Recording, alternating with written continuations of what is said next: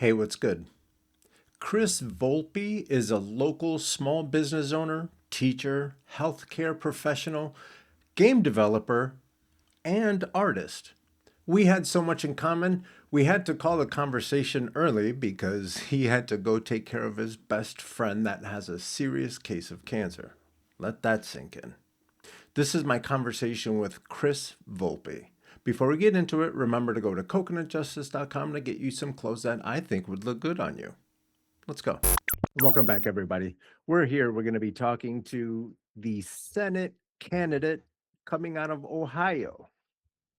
He is a creative and he's a business owner. He's all those good things that I wish I could be when I grow up. You guys, Chris Volpe. How you doing, man? Thanks for having I'm me. doing good, man. How are you? I'm all right. I'm going to preface this by saying I think I just picked up the flu, so I may not be 100%, but I'm here and excited Put that shit back to down. have a You don't need that. conversation We're with too you. busy. How's it going in Ohio?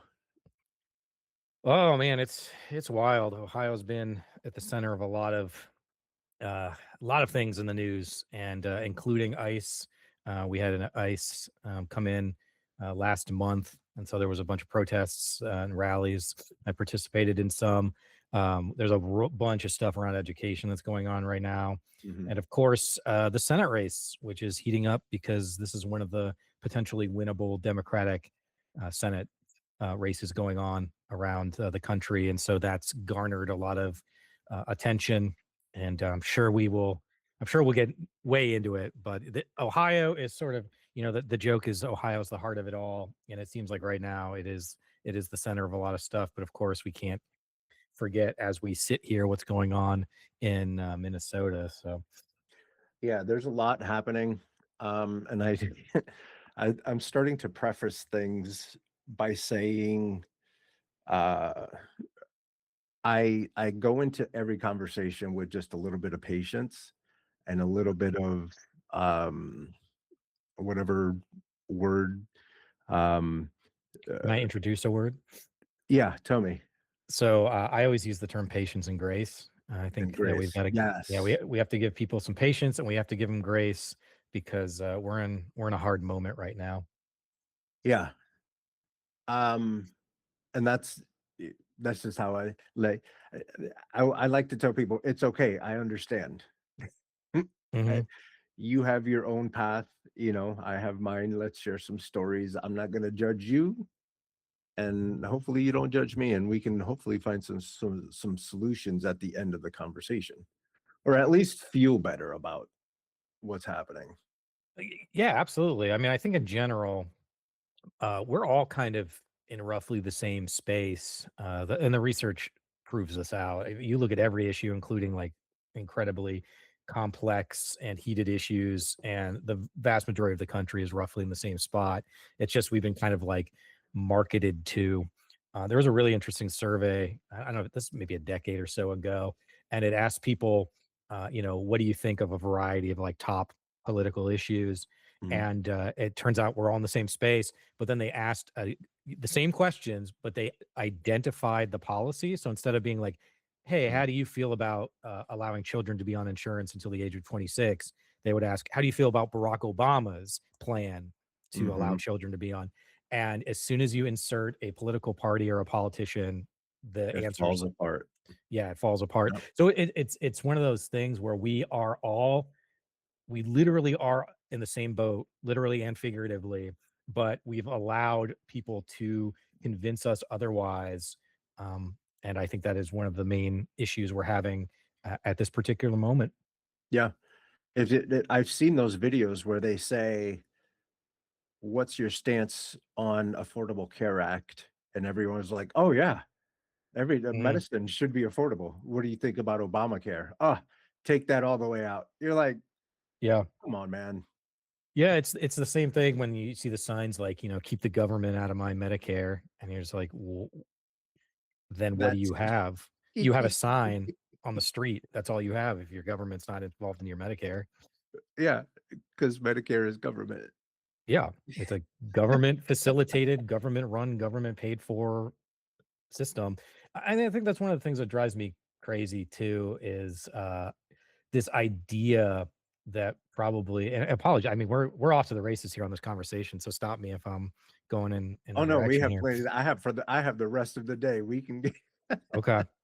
But this idea that the government can't do anything and it fails at everything it does, it's just like Yeah. it's categorically and historically just completely untrue. And I'm not advocating that government needs to do everything and be involved in everything, but this Or that it idea, doesn't need oversight. oh yeah, absolutely. We But need this that. idea that Yeah. it's a complete failure is just it's just ludicrous. And if you look at Yeah. the systems, I mean, the military, the post office, I mean, there's numerous governmental systems. Um, people rip on the post office, for example, but like we have the most sophisticated post office in the world. Like, name me another country with this many people, 350 million people, that runs their postal service as effectively as the United States, or at least used Hmm. to. I think we're about to see what it looks like when a country doesn't have a good postal service, but Right. it's just ludicrous. And like the VA, the postal service, a lot of these systems have, for the users that use them, are incredibly popular. Medicare, you're talking about like 90 to 95% approval rates on most of Mhm. these systems. So, Yeah. I had a conversation with Carlos Alvarez Araños, and he does political work all around the world. mhm, And he gets frustrated with people from the United States complaining all the time. He says, "You have a postal service that works. yeah, When your government writes a check, it doesn't bounce." yeah, And at it's least for the moment. crazy, and it's yeah, not at the moment. And it's crazy that people fought back against that. "Oh, you think that, the sign of a good government is that the postal work or that the post office works?" And I'm like, "That's one of the signs, yeah." Yeah, yeah. And It's and another thing, like this is I kind of poke on my libertarian friends, and I should emphasize, like, so I'm running as a Democrat, and I use Mhm, that phrasing very specifically. I'm running as a Democrat because I view this position as a job, and I'm running for a job. But like, I don't associate being a Democrat with like my sense of identity, right? It's a mhm, political party, and it's just like, right, there's things I like about it, and I'm happy to talk about the things I don't like about it. Uh, but I'll poke fun at kind of my libertarian friends sometimes, because and maybe some of the folks on the right, but like you don't realize how much of our system and our economy is propped up. We're talking about the postal service here, but like UPS and FedEx depend on the postal service to function. mhm, They're not their own entities that are just running out there. They do a lot of their shipping through the postal service. They use a lot of the infrastructure that was built, to accommodate the postal service. And so all of these things are layered on top of each other. And when you start chipping away at the foundation of those things, you're going to get a lot of cascading issues that are really going to cause problems down the line. You mentioned, how are things going in Ohio? I don't know if you've been following, but Ohio just passed a change to our voting law so that oh boy, the ballots have to be in to the election board by the deadline, which is the date of the election, as opposed to being postmarked, which is yeah, also something that's happening at the federal level, right? So mhm, that's something that the federal government's attempting to do, and that's something that Ohio has been doing, or just recently has been pushing. And it looks like, I haven't followed up in the past week, but it looks like that's probably going to come to fruition for this voting cycle potentially. And everyone's like, well, you should be able to get your votes in and blah blah blah. If you can't get your vote in by the thing, I was like, well, first of all, you don't control what the trucks do, right? mhm, You might have sent your thing in 7 days ago, but if the trucks get delayed or there's a weather emergency or God forbid, like an intentional attack on, our UPS trucks, then yeah, that's going to delay it. But the other thing that nobody is thinking about or talking about is that postmarking is the foundation for our commerce system. So think about your electricity bills and all mm, of that stuff. mhm, The postmark is considered the time in which the thing is submitted, because and back whether or to you, not they charge you late fees? Yeah, exactly, and which links back to what you said. The reason we use the postmark is because there's a trust. There's a trust in the government and the UPS that once you hand your item to the United States Postal Service, that is as good as handing it directly to your electric company or your Yeah. cell phone company or whatever, Yeah. and now there's going to be a lot of ambiguity. It's like, well, a lot of these companies might be like, well, if you can't get it in for the elections, then now you have to get it in for our cell phone, and then they'll start charging you late fees, or it's just going to create all this ambiguity where before there was one understanding, which is that the postmark is the date, right? Hmm. Hmm. I don't think a lot of people are thinking about that right now. The mess it's going to potentially make. I want to go back to uh, how the government is very instrumental in corporate America's success.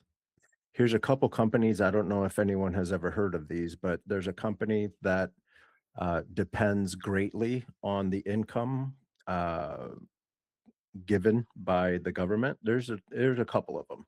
One of them is called SpaceX, and one of them is called ChatGPT. Hmm. Are those new? I've never heard of those before. Yeah, one of them, I think one of them, they make like airplanes, maybe spaceships. I don't know. And then the other Mhm. one, I think it's like a chat room or something. Oh, like an AOL forum? That's Yeah, cool. yeah, yeah. Yeah, it's like a chat room. Like you can go and you can have conversations with your friends or make believe friends, you know? Mhm. Sounds Those good to me. companies greatly benefit from the government's financial uh um interest, we'll say. Sure. So when people say government doesn't work and all this stuff, well, neither would these private companies if it wasn't for the government helping them develop these ideas. You wanna hear my spiel on it? Give it to me. Which I suppose you do since I'm on your show. But, yeah, I think that, again, this goes back to the cascading thing, which and my thing is, so I'll use Amazon as an example. They're easy to kinda pick on right now, right? But, like, Mhm. if you sit down and really think about, do you think Amazon could exist without the tens of trillions of dollars of infrastructure investment, in security Hmm. investment, and innovation that we have made as a people over the past 50 years? Like, I don't care how smart you think Jeff Bezos is, he's not out there pouring concrete to make the roads, right? So think Yeah. think of think about this. Like, you've got your roads, bridges, airports, seaports, your police departments, your fire departments, Mhm. your military, which provides a sense of security and stability, the internet, which was a Mhm. DARPA governmental project. So all Traffic of those, lights that help you get to work safely. yeah, like all of this stuff. The USPS, again, the postal service in the early days of Amazon, right, where they were selling Mhm. books when they were a book vendor. Like, Netflix, when they were actually mailing DVDs to you. yeah, like all of these resources that we as a society have put into our system that have allowed folks like your Jeff Bezoses, or Bill Gates and whatnot, your Steve Jobs with Apple. Like, not a single one of these companies would exist without that infrastructure, and that's great. That's part of what makes America amazing, is that we have this giant, like, workshop that you can come and make use of, and grab different tools and whatnot. And I think where we are now is that a lot of folks are simply saying that, like, hey, that's great that you have made this successful company and that you're worth, X number of billions of dollars. All we're expecting is when you take the hammer back, you pay for the resources that you use, right? Yeah. And that allows us to further invest in to our society. And when you look at what I think is widely considered to be sort of the most um, infrastructure, like public infrastructure, you're looking at the post World War II. So we'll say 45 to like late 60s, that like that period of time where Mhm. there was giant infrastructure investments, and that allowed people. I mean, even people like you and me, I'm a small business owner, to just be like, hey, I want to go try this business because Mhm. I know that these resources are available to me. I don't know if the business is going to work. Mhm. Probably not. Most small businesses don't work, but at Right, you least won't I know if unless you take that chance. Yeah, you gotta try it, and by having these things, and it's something simple as roads and sidewalks and stuff, like, you're not gonna go drive 45 minutes on a dirt road. I mean, some people will, but most folks are not in that position where they can drive 45 minutes to an hour on a dirt road to go to their job. So as we create this infrastructure, and again, like, uh, in Ohio, there's a lot of conversations about various taxes. It's like, how many hours do you think Amazon trucks put on the road, right? How many miles are they putting on the road? Like, a lot, right? Yeah. So every day, every second, these companies are making use of this ginormous investment that we have put into society, which is great. That's what we should be doing. But then when it comes their time to pay, because they've saw success from those investments, they're like, well, hold up a minute, yada yada, job creation and whatever. And I'm just like, come on, like, Hmm. and that's one of the things that's really bothers me, if you can tell I'm getting a little heated here, Let is it go. That's what we're w- here for. we see this time and time again over human history. This is not a uniquely American problem, is that when people get into positions of power, they begin to stack the deck so the leverage is in their favor. They begin to make it easier for their children to get into really important schools and more difficult for other people to get into these schools. Like, this is not a new thing. And I say this all the time, as scary as we are in this moment in American history, it's sort of like the dumbest of the dumb. It's greed and selfishness and, quests for power. It's a Hmm. human story as old as time. And what I want to do, and what I think we should be doing, is creating a vision for the future that's like, hey, every child that grows up is going to have access to all of these resources so that we can find who's going to be the next Steve Jobs, or Hmm. I don't know, Einstein or Frida Kahlo or whoever, right? Hmm. And that they are not going to get stopped in their tracks by an errant sickness that makes Hmm. their family cannot afford to send you to college, or you get struck by, I mentioned in the green room, but my friend's got stage 4 cancer. He's only 46, and he has a type of cancer that normally you get in your mid to late 60s. So this like dropped on him like a bomb, right? Yeah. And now he's like, he was a programmer. He's one of the smartest people I know, but he admits, because of the drugs and the cancer, he just doesn't have the mental dexterity to do the Mm. coding work that he used to Yeah. do.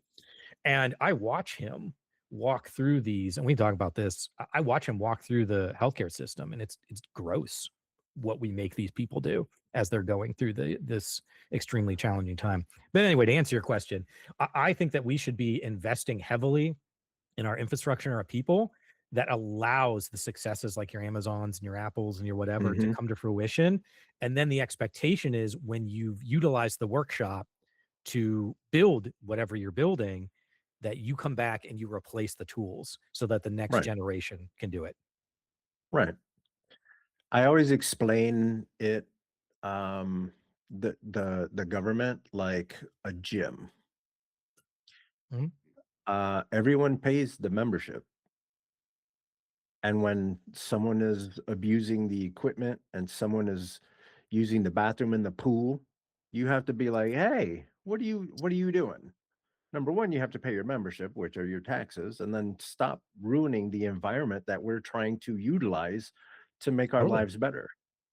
Totally. It's funny you say that, because I work 1 day a week at my local gym. I work the front Yeah. desk, and then I mop up and stuff at the end of the night. But yeah, and the gyms, just as a side thing, I have a community gym, so it's a small, like, 1 unit gym. It's not like a big Mhm. LA Fitness or whatever. Sure. And it really is one of those third spaces, those community spaces that people talk about. You see folks, they come in and they're working out, but they're also chatting. And Mhm. just the other week, I had a guy come in, never seen him before, and he was like, "Oh, hey, how much is it for 1 day?" And we have this 1 day pass that you can buy. I was like, "Oh," he's like, "Okay," and he pulls out. It's like a sock within a sock within a sock within a sock that has his money in it. And the back of my mind, I'm like, "Oh, I think this guy is homeless." Mhm. And we just start talking, and he pays the fee. He was there for probably like 4 or 5 hours. He worked out, he used the shower facilities, he kinda cleaned his stuff. So for him, it was a opportunity to not only improve his health and his lifestyle, but a chance to kind of clean up and get recalibrated. And also, it happened to be like one of the coldest days that we had in Columbus. So just being able to get out of the cold for 4 or 5 hours Mhm. was a huge deal.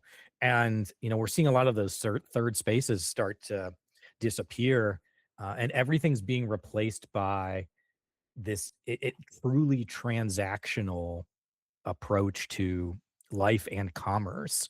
Yeah. And, I don't know if you've been to Vegas lately. I went to Vegas last Mhm. year for the DICE. It's a video game, expo, like, conference thing. Mm. And man, I used to love going to Vegas, but when I went there, everything was crazy expensive, and it's Yeah. just you're getting nickeled and dimed for Yep. every little thing. And I was like, Everything. I don't want to live in that world. I don't want to live in a Yeah. world where everything I'm doing requires payment of some kind. Mhm. And then not even reinvesting in the community, Oh, sure, yeah, that right? money barrels out, and I think that's one of the issues about Nevada and Vegas, like how they have very lax tax policies, I guess you want to, if you want to call them that. Yeah. Ohio is having a conversation right now about removing property taxes Hmm. for homes, and I just guys, unless you are wealthy, like you are not going to benefit Yeah. from removing property taxes, and Yeah. I try to talk to people. So, 'Cause univer- how does education get financed? yeah. It's just that simple.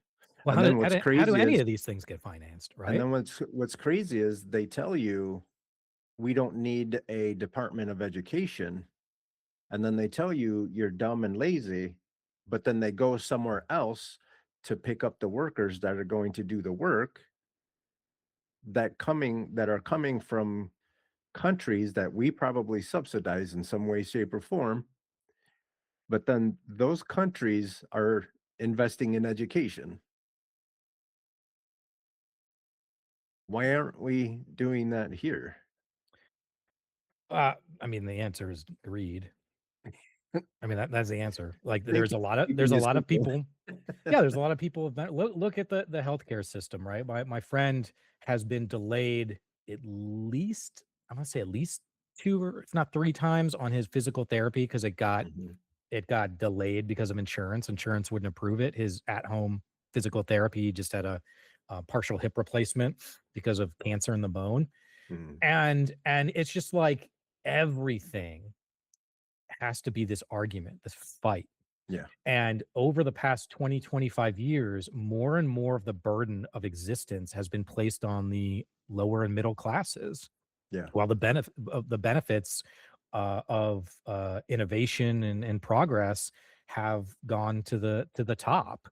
And it's one of those things where it's like, I hate to say this, but I think this is the reality. And correct me if I'm wrong or you see it differently. I think since probably the mid 70s to early 80s, we've been fooled into thinking that things are really moving in a positive direction mhm, because we've gotten a lot of like that's the period like globalization kind of happened. And so we were able to get like all these products for cheaper, and we started to see a lot of tech.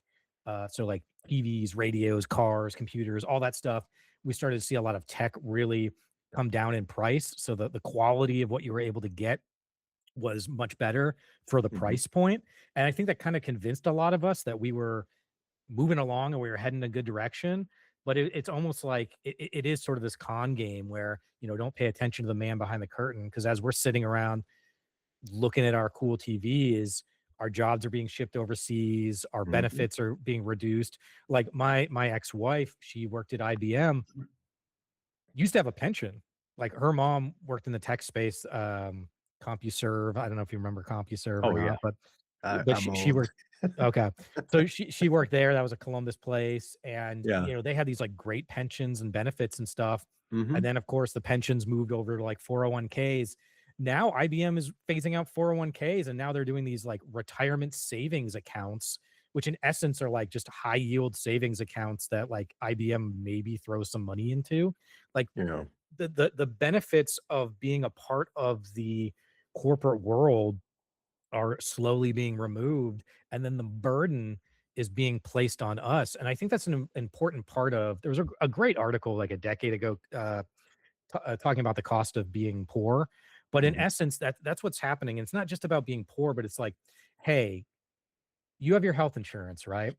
But if your health insurance decides to deny something, what do you have to do? You have to spend potentially hours on the phone calling doctors, calling the insurance, filling out the forms. Like all Mhm. of that burden that used to be on the insurance companies and on the providers in some way has now been shifted to us. So there's this like obfuscated cash value when people talk about the costs of things that isn't being considered because you having to waste 2 hours on the phone with an insurance company, there's no cost of that, right? Like nobody's Mhm. being like, well, your hourly rate is blah, blah, blah. For most of these calculations, that number is zero, but it's not zero to you.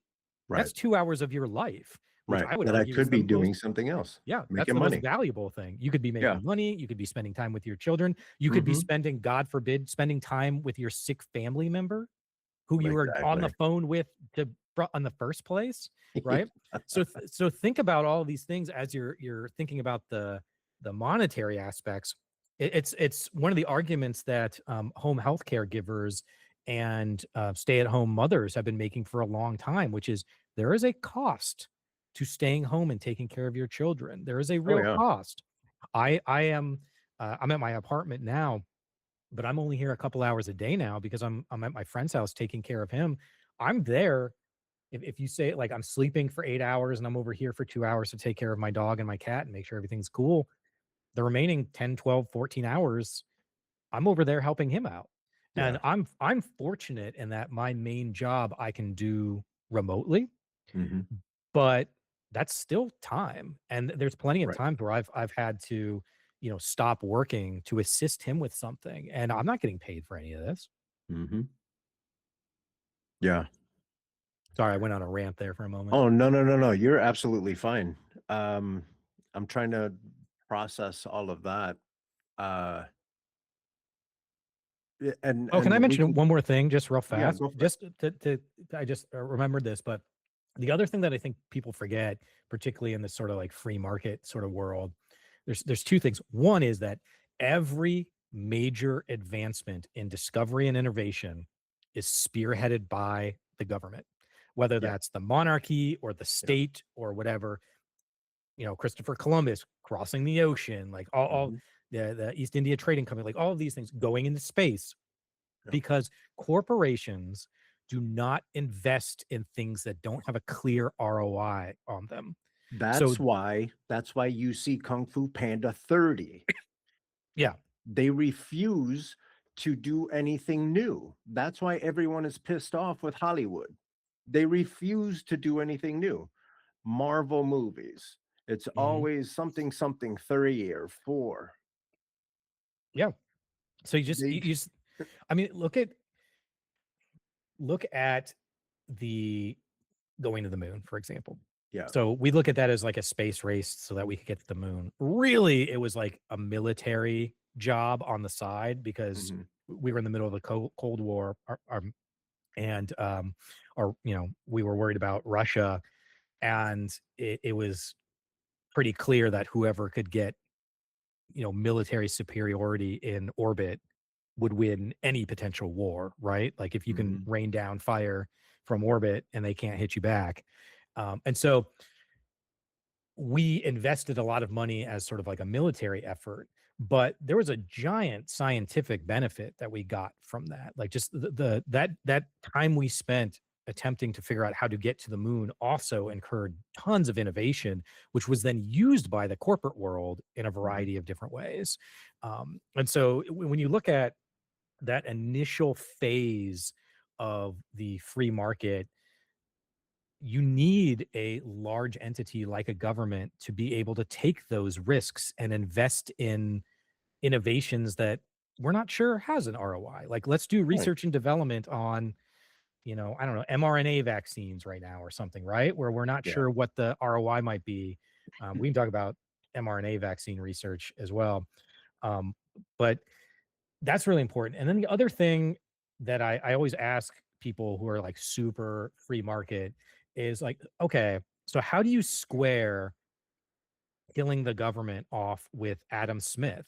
Because Smith in Wealth of Nations, which is where you get like the invisible hand and all those terms from. Mhm. In the first friggin' chapter, in the first couple of chapters, he is very clear that you need a strong government to provide guide rails, because if you don't, then corporate power will always supersede our better angels. And Yes. you need a bulwark against that, because otherwise these large corporations will just start to do what they do. And Whatever then they I don't know want. if you saw the EPA thing where the EPA is no longer going to look at health and life as a part of their determination for like, so what the hell are you looking at then? And this is what happens when you let corporate people take over the government. The first thing they do is start cutting, cutting, cutting, cutting, cutting. And I'm not saying that government can't be more efficient. What I am saying is if you work for a corporation, they will lay off a bunch of people and give you the responsibility of all of their jobs. Yep. And either Yep. you do it or you go without a job. Yeah.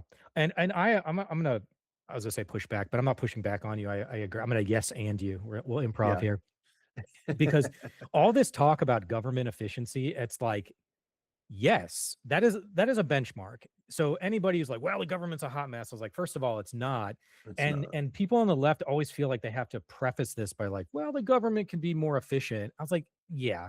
But the reality is that our government is actually incredibly efficient. There's a lot Mhm, of corruption that goes on in certain mhm, aspects of it, but like let's look at Medicaid for example, because that's under constant threat, right? The mhm. fraud and abuse rate for Medicaid last year, I guess this would be 2024, last year, 14 days ago, was 5.09%.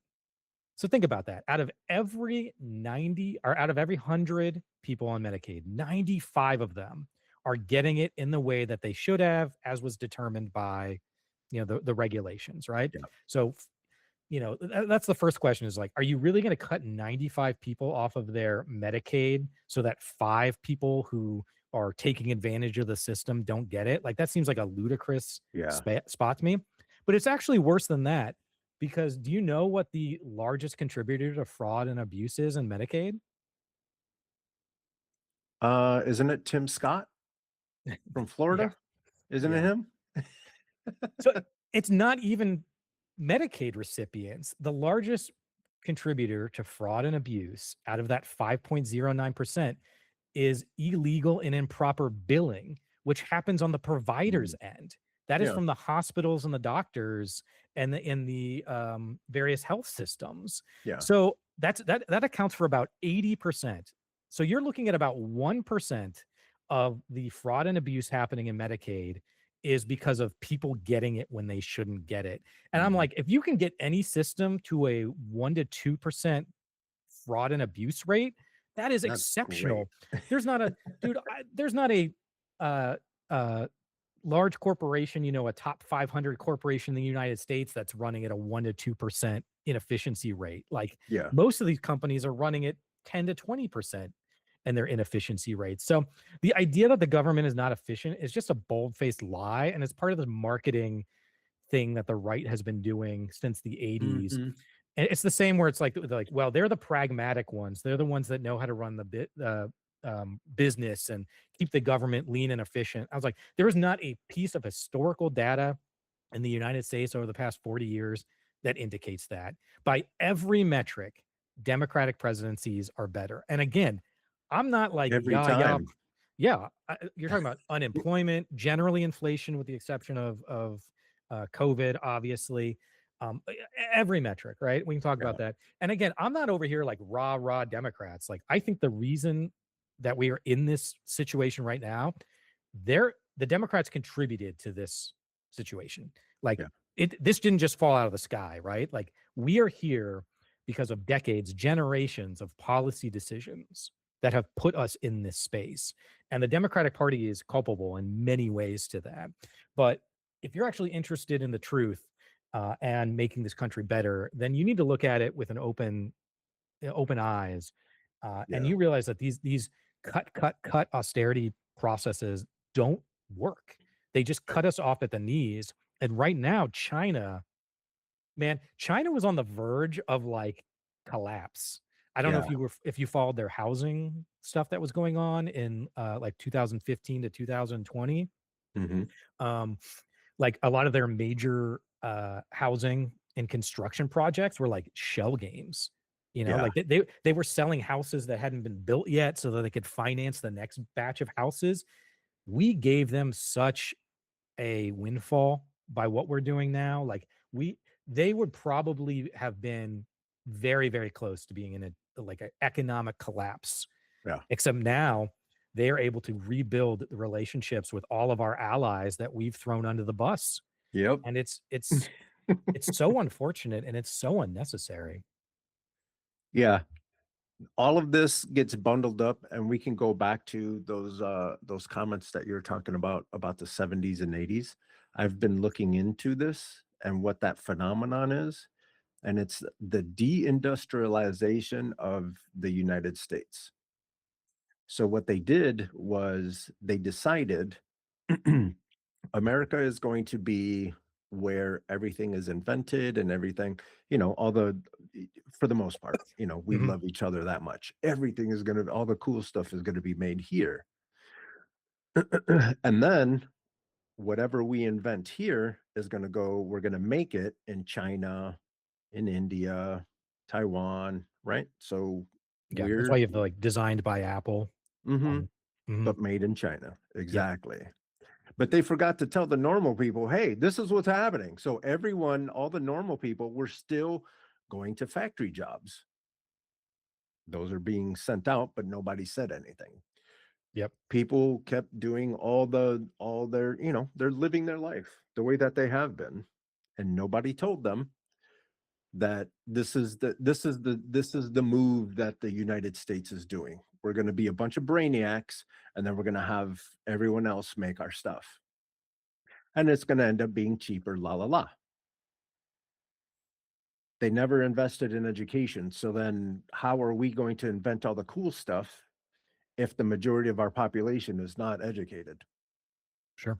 Yeah, that would have worked had we appropriately taxed the benefits on those, innovations and then reinvested that money back into things like education, healthcare, Mhm. and our infrastructure. Um, yeah, you're absolutely right, and I think a lot of this, I mean, AI is like the encapsulation of that idea, Mhm. but at, like, warp speed, right? It's like Yeah. hyperdrive. Yep. And again, I think a lot of the United States, like, we've lucked out on a lot of things. So even after World War II, for example, while the rest of the world was, like, literally rebuilding, we got to jump ahead on Mhm. our production and innovation. So we And not received sort just of. that, but we took some of Germany's smartest rocket scientists. Oh, absolutely. Yeah. Yeah, so we beefed up real good. Yeah, totally. Like, yeah, we became a center of science and industry, and we could spend all of the sort of the money and the benefits that we accrued through the war machine that we created Mhm. to build ourselves up instead of, like, having to rebuild our buildings and schools and redo all of our sewage lines and electrical grid and everything because we weren't attacked, right? Yeah. Outside of Pearl Harbor, obviously. But Right. uh, that is a huge benefit that gave us a multiple decade advantage, a head Yeah. start on a lot of this stuff. Yeah. And so I think we had all of these things kind of come into place where it was like sunshine and rainbows. And I'm not saying, I think a lot of folks, particularly older folks, tend to be like, well, we had to go to the Vietnam War and we had to do the Korea War. And I'm like, I get all that. I'm not Mhm. saying that, like, you were walking around and everybody had a puppy in their arms and, that's not what I'm saying. But what I am Freedom ain't saying is, free. We understand that. yeah, Yeah.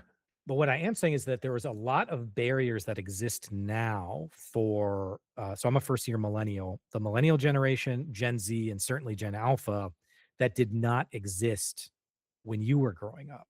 Mhm. And certain things, so, in the 70s and 80s, the housing, your house would be 4 to 5 times your salary, right? And now people will be looking at it and say, well, it's still roughly 4 to 5 times your salary right now. It's actually a little bit, it's like 8 or 9 times your salary, depending on where you're at. But the difference is the scale. When you were in the 1980s, 4 to 5 times your salary might be a 30 to $50,000 home and you're making, 15, 20 grand. I'm talking on the Mhm. lower scale here, right? Sure, sure. Normal Um, people. yeah, just like, yeah, normal folks, right? Yeah. So that's cool. But if you're making 40 or $50,000 now and the average home is 400 to $500,000, like that gap is gigantic because out of Yeah. your 40 or $50,000, you are losing at least 50% of that just on existing, Mhm. right? Paying your rent, your health insurance, your food and all that. So the scale of this is just gotten totally out of whack. I had a conversation with a gentleman, I don't know, a month ago. So I was born in 1981. My dad was going through med school in the early 80s. And I said this to him. I was like, look, in 1981, you could go to a public university, you could work full time during the summer and part time during like spring breaks and stuff. You Mhm. could pay for your tuition, your room and board, and your food, and you'd end up somewhere $5,000 to $7,000 benefit, like in savings. If Mhm. you did that today, you'd be in the hole 20 grand Mm. for doing the exact same amount of work, Mm. right? But it's again worse than that because if you look at the statistics, I know I hate being the bearer of bad news here. I'm generally a pretty positive guy. We're gonna Um, we're gonna tell happy stories in in a little yeah, bit. that'll be the back half. Um, but it's actually worse than that because if you look at students, their expectations, starting at millennials and going down to Gen Z, they have better high school graduation rates. They have better military um, access, better volunteerism. They do more extracurricular activities. They have better college graduation rates. So the amount of work required for folks in my generation and younger to even be able to get into college is so much higher than it was in the early 80s. So it's not just about test scores, it's about, I mean, I don't know if you have kids or not, but like they have to volunteer, right? You Yeah. have to go and do these extracurricular activities. Like name me a kid that isn't doing at least one sporting activity and generally one creative activity like art or music or something, right? And some Like, will go do, like, public works too. yeah, exactly. Mhm. Volunteerism and all sorts of Volunteerism. stuff. Mhm. Like those have become a requirement to get into college now. So our children, our younger folks are doing as much as was required for our older people and then some just to have a chance at getting into the same spot. And then when they finally get their degree, they're saddled with, 50 to $100,000 in student loan debt, which just did not exist, back in the 80s. And Yeah. so that's the thing that bothers me. I have this thing that if somebody is telling you something, right? If you assume they're not an idiot and that they're a smart, capable, intelligent adult, then you should listen to what they are saying to you. And Mhm. I think right now there's a lot of people, particularly folks who, for whatever reason, are sort of stuck in their ways, that like you'll tell them stuff and they just won't believe you. Yeah. And then and my response is like, "Well, do you think I'm an idiot? Do you think I'm lying to you? Do you think I'm trying to trick you? Like, what is it about this conversation that is leading you to not believe the things that I'm telling you? Because I'm not Yeah. trying to trick you. Like, I'm not trying to pull one over on you. I'm talking about what it's like out there. Why do you refuse to believe it?" Yeah. And I think that for a lot of younger folks, they're finding that very frustrating. Yeah, especially these days. When I was a kid, you would look at an adult and you could almost take it for granted that, that they loved America, that they knew what they were talking about. Mhm. And now we have a situation where we can't even trust the people that are in office. You have all the information and we still can't trust you. Yeah. And Well, and now now they're cooking the information too. and and they're just straight up lying to us. Like this thing that's happening there that happened in Minneapolis. Um Again, poor Minneapolis, jeepers. Can you guys catch a break? But Miss Good, I forget her first name, but Renee. Renee Good, thank you. We saw the video and you're telling us lies. It's Yeah. not, we can't, and it sucks.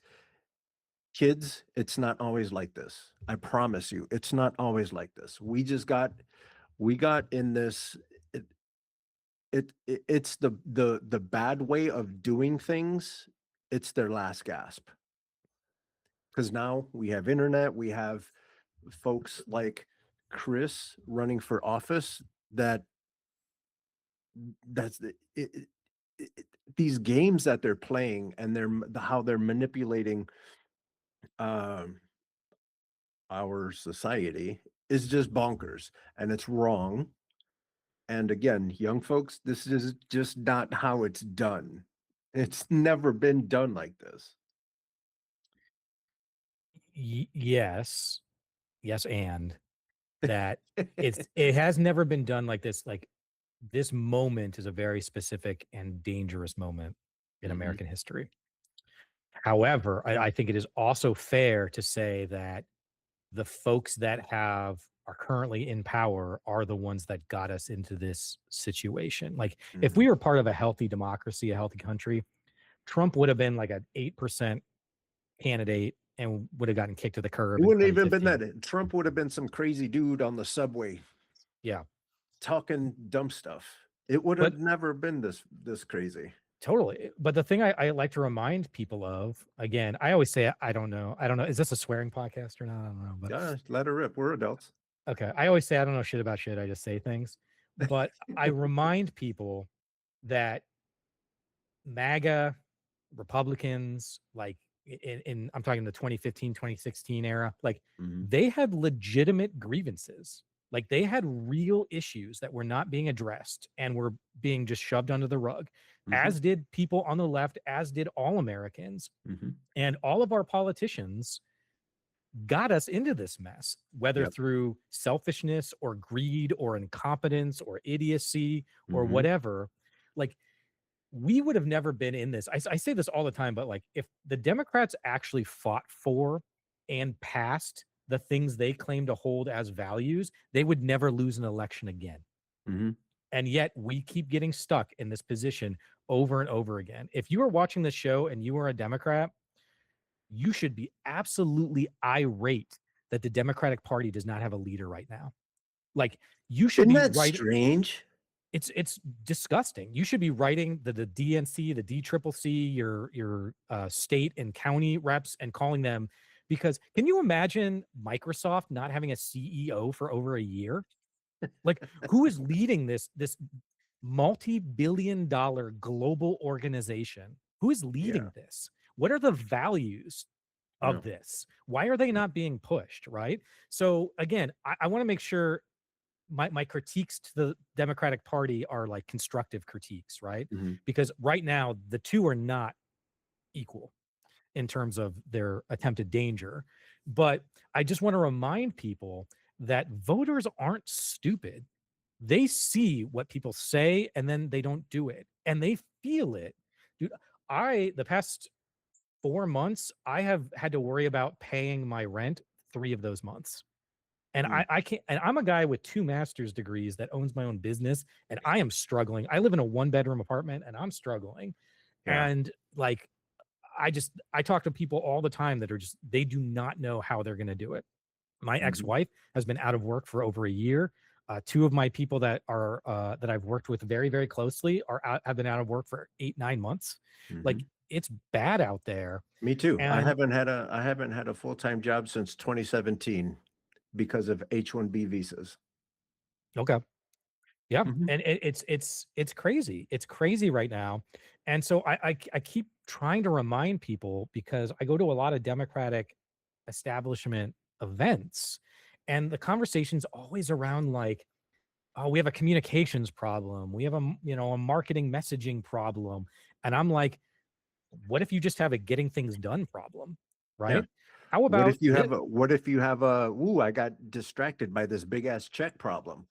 Yeah, it's like, here's an idea. Why don't you put up candidates that don't sound like friggin' robots? And then Yeah, when they get elected, why don't they do the things that they say they're going to do? Like healthcare yeah, again. It is 2026. We have not had a real conversation about universal healthcare since 2010 when Obamacare was passed. Hmm. It comes up every so often, and people kind They of have talk about it. concepts of a plan. Yeah, yeah, we all have concepts. Like Bernie Sanders is the only one banging his head against the wall over here, right? I'm being slightly hyperbolic here for fun, but the fact remains, it's like people.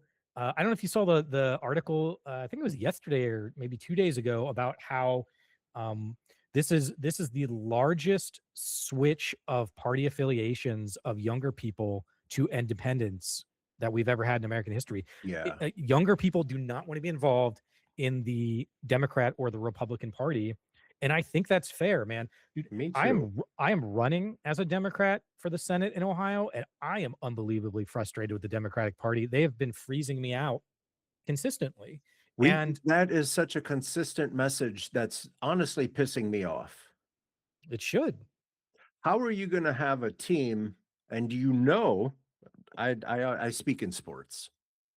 How are you going to have a Let's do baseball it. I've team? been getting into NFL lately, so Ah, even better. How about my Bears? Oh, the Bears aren't. So funny thing. This has nothing to do with anything, but I don't really know NFL football that much, but myself and three friends decided to do just like a little pool, uh, and the winner, the other three are going to buy them a dinner of their choice at a restaurant. And so I chose my teams mostly based on cities I really liked and animals I thought were cool. Going into the playoffs, I have the Bears, the Seahawks, the Patriots, and the Broncos. I have the top two in attaboy, each conference, and my friends are just like, attaboy. "What in the hell? You have no idea what you're doing, and you have the top two seeds in both conferences." I was like, "Yeah, I'm looking forward to my steak dinner." Do you know? Well, you're in Ohio, so you might have heard. Do you know what's going on with the Browns with the The stadium, yeah. Shadur Sanders thing? You talking about the stadium? No, I'm talking Um, about the quarterback, Shadur Sanders. oh no, I didn't. What's going on? No? Okay. So what happened you know, Shadur Sanders is Deion Sanders' son. Okay. And Shadur was in college last year and he was really good. He was supposed to go in the first round of the NFL draft last year. But instead, he basically it's we're finding out he basically got blackballed because apparently Dion makes people nervous, but so he got blackballed. He went in the seventh round. He got the job at for Cleveland. So he was the third string quarterback. The guy who was supposed to go in the first round was third string. Mm, The second string quarterback for the Browns was also in the same draft pool, but he went in like I don't remember, maybe the third round. I think maybe he got picked in the third round. Cleveland refused to play Shadur. They refused to play him, even though they had the one guy, I forget who they started out the year with, but they had an older, more established quarterback play, but then he was older, so he got hurt. So they let the third round kid take over. He got hurt, and then Shadur came and he just started balling out. nice. I feel like how the Cleveland Browns treated Shadur Sanders is how the Democrats treat different people that are running for office. You guys are getting blackballed because I'm assuming you're not taking corporate money. I'm assuming you say no to APAC. I'm assuming that there's these other things. You speak in normal people words. I try. Yeah. So I think that this, without sounding too cynical. So Mhm. first of all, yeah, I don't take any lobbyist money and I don't take any corporate money. I actually I'm going to do a video about how I don't even do call time, which is like an anathema because We've I been looked it up. learning. The average congressional candidate spends more than 4 hours a day on what's called call time, which is Yep. calling donors to get money. Yep. So just think about that. If you're spending, That's a day. yeah, let's just say 20 hours a week conservatively, what are you not doing in the 20 hours? You are not interviewing, you are not Mhm. talking to constituents, you are not Mhm. talking or you're not trying to figure out how you can help people. You're not Mhm. educating yourself on the top issues of the moment. And you're not And educating other people in Congress so they understand this is what's happening in yeah, Columbus. This is what's you, happening in Ohio. you're not What's happening in mentoring. Miami? What's happening in Sonoma? Yep. So I'm not doing, I don't do call time. I'm not doing any of that. My goal is to do a grassroots campaign and have support from people as I talk to them and I get to know them better. Mhm, But mhm, to your point, yeah, I agree. I mean, just look at what's going on in Ohio, right? So Sherrod Brown jumped in the race. I was the first actively running Democrat in the race before I was 3 months or so before Sherrod Brown jumped in.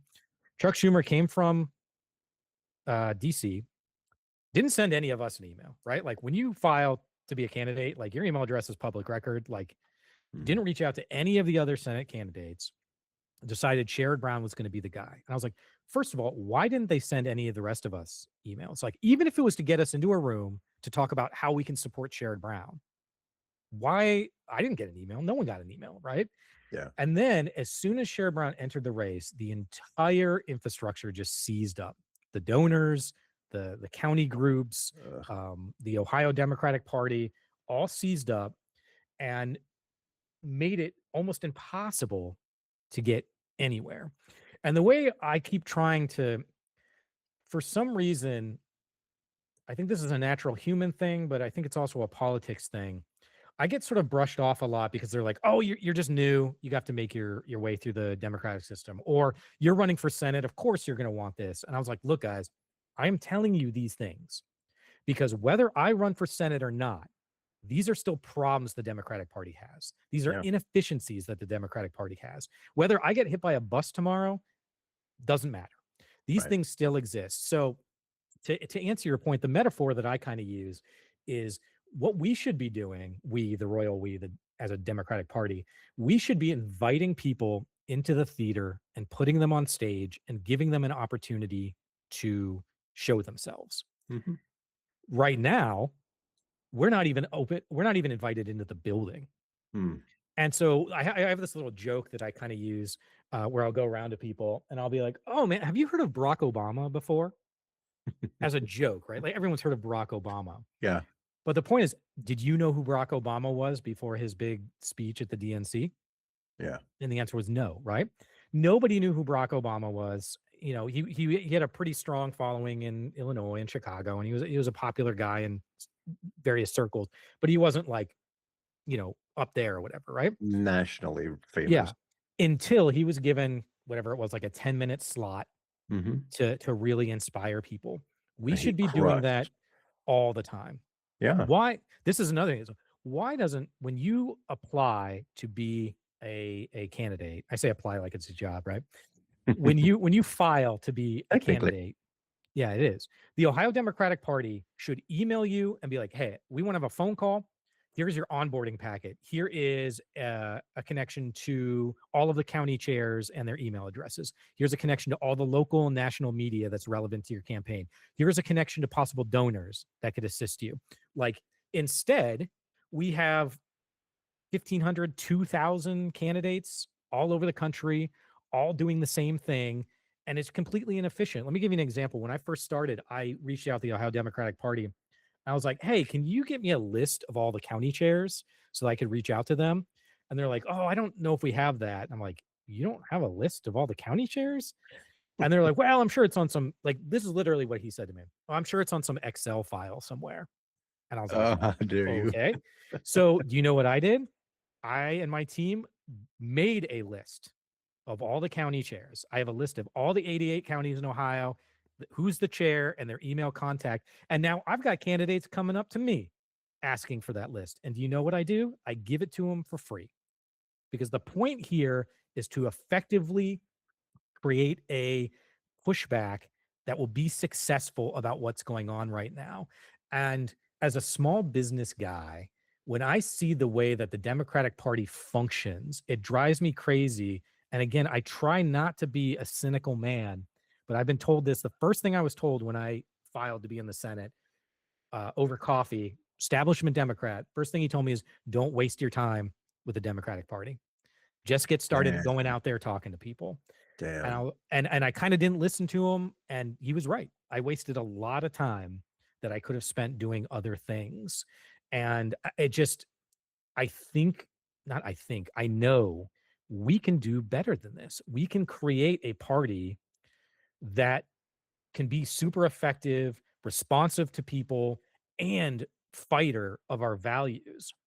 And if the party can't do that, then I got to be honest, maybe it's time for a new party, or it's time to route the party and fix it from the inside, because that is not, in my opinion, that is not an acceptable answer.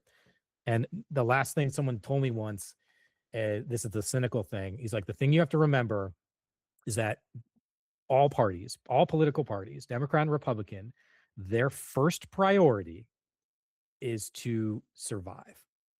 Hmm. And that means that they will do whatever they think is beneficial to ensure their survival, even if that means going against the values that they claim to purport. And I don't want to live in that America personally. Yeah. Yeah. I don't either.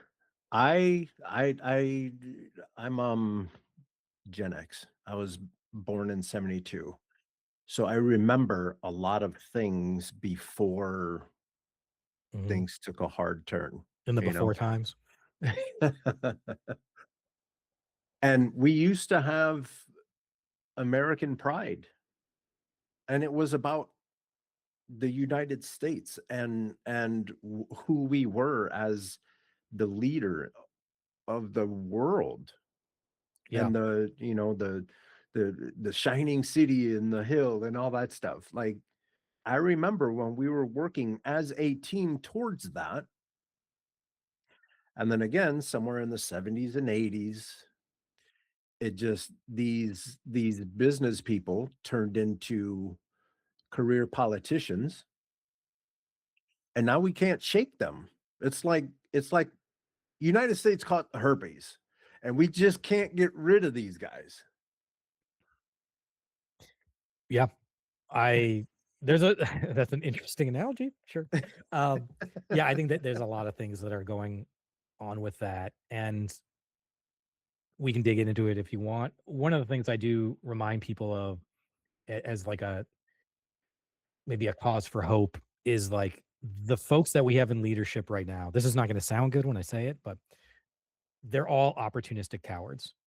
Yeah, Like almost all of our leadership in Congress right now are just yeah. opportunistic cowards, and they are trying to get theirs in whatever way they can, and they have set the system up in a way that benefits them. So again, like, I'm running as a Democrat, I need to collect 1,000 signatures to be on the ballot. If I was running as an independent, I would need to collect more than 5,000 signatures. Like, the Mm, system is set up in a way that mhm. benefits the people in power. Yeah, The nice thing about that, though, is the thing with opportunistic cowards is they're really easy to move in the direction that you need them to go in. And that's something that Donald Trump is acutely aware of.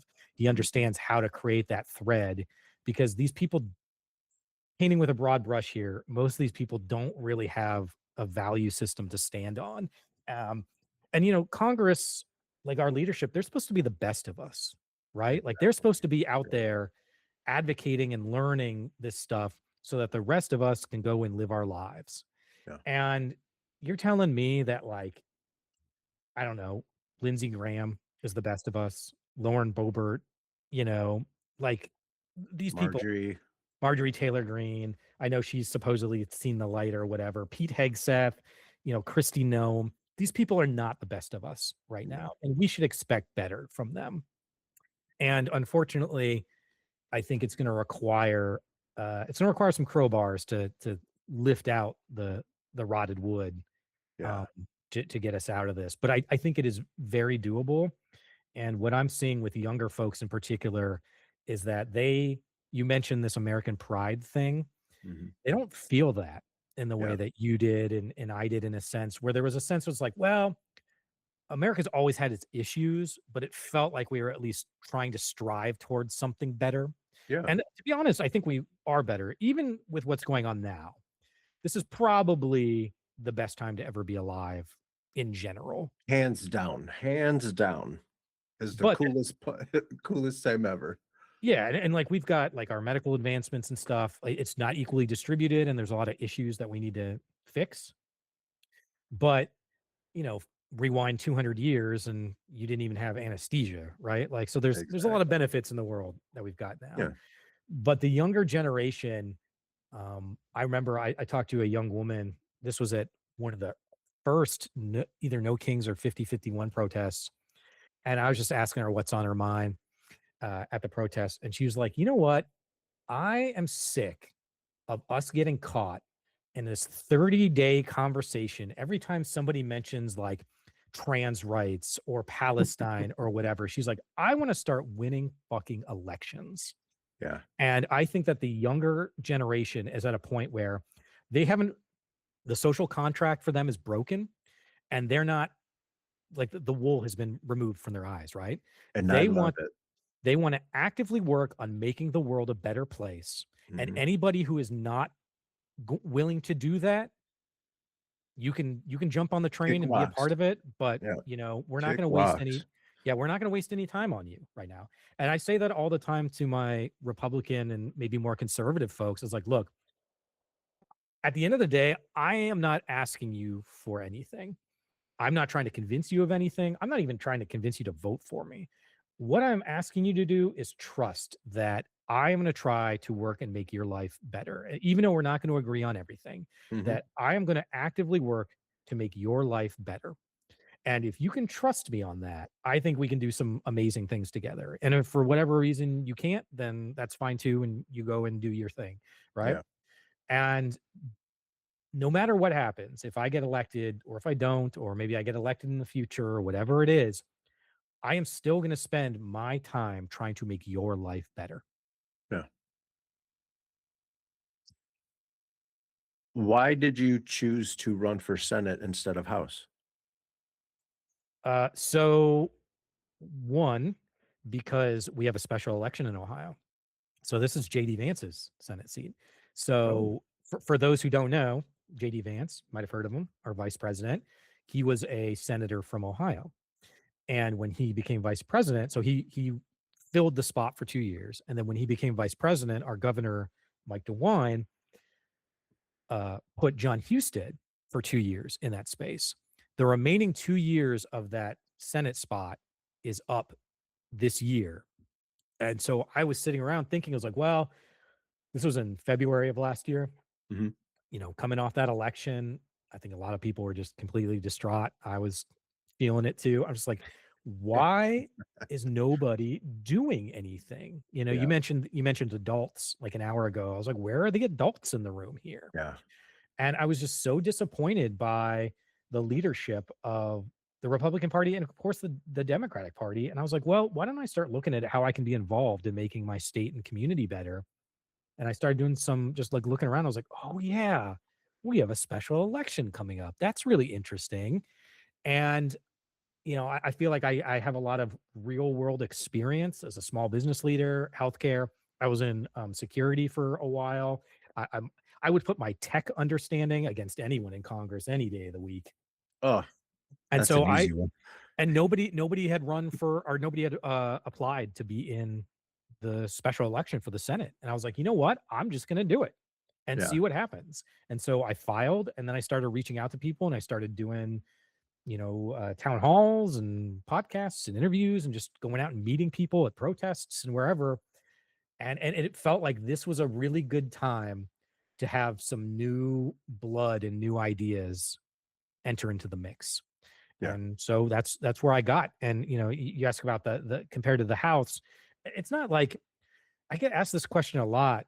And usually people that are in the political sphere, I can tell where they're coming from, right? Because they view the Senate at this like endpoint in this long career in politics. Mhm. But I don't want to be in Congress until I'm 70.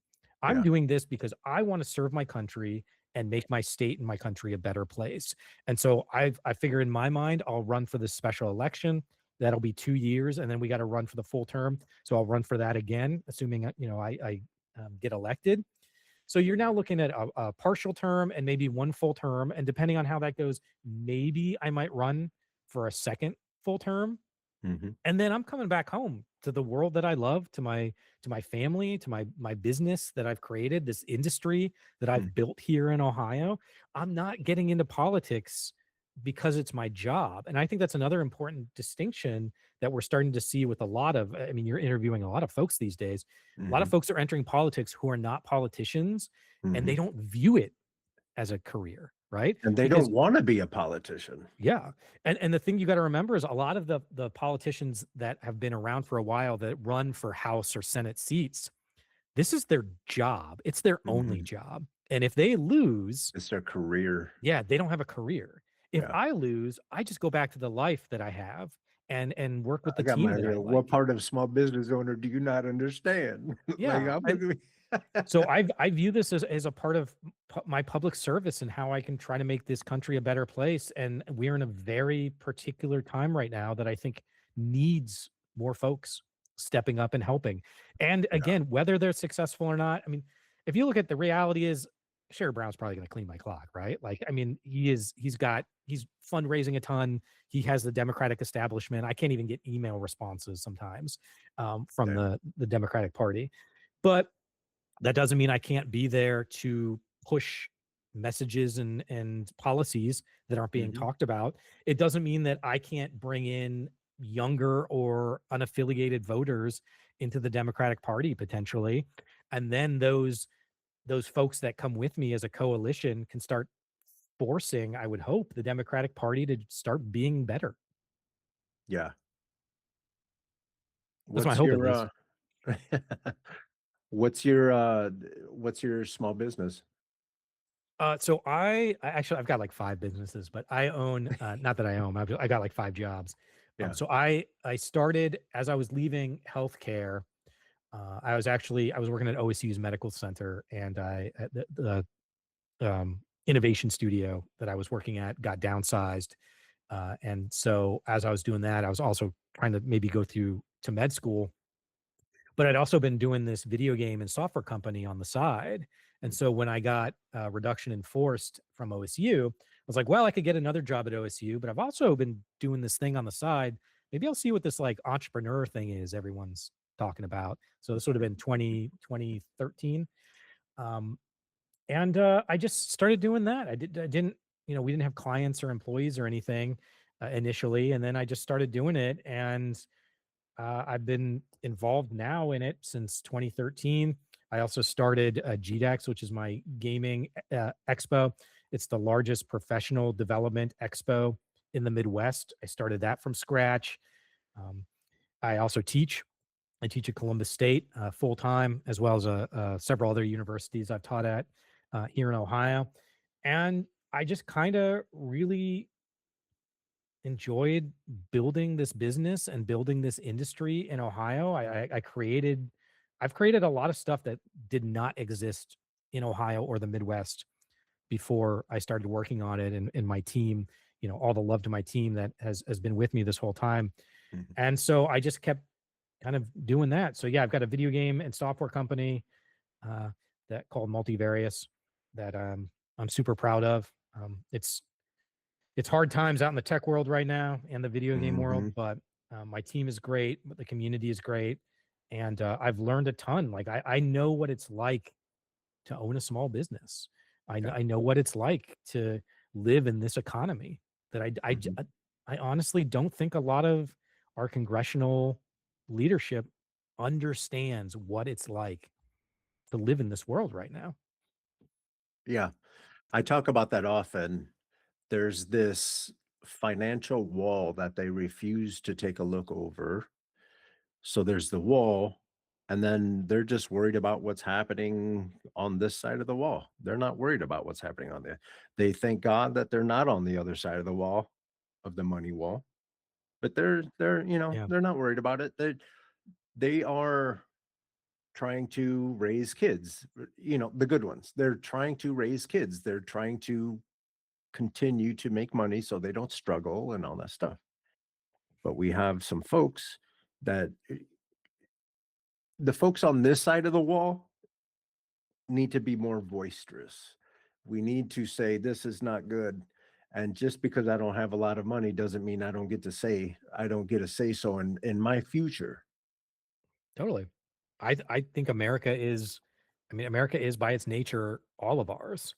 Mhm. And if you whether you view it as a country or a society or a culture or even a business, we are all owners Mhm. in the American experiment. And And this is my corny tagline to exactly what you're saying. It's in the name. US, us. It's in the name. Yeah. Co Columbus uses that too. Yeah. Columbus. Yeah.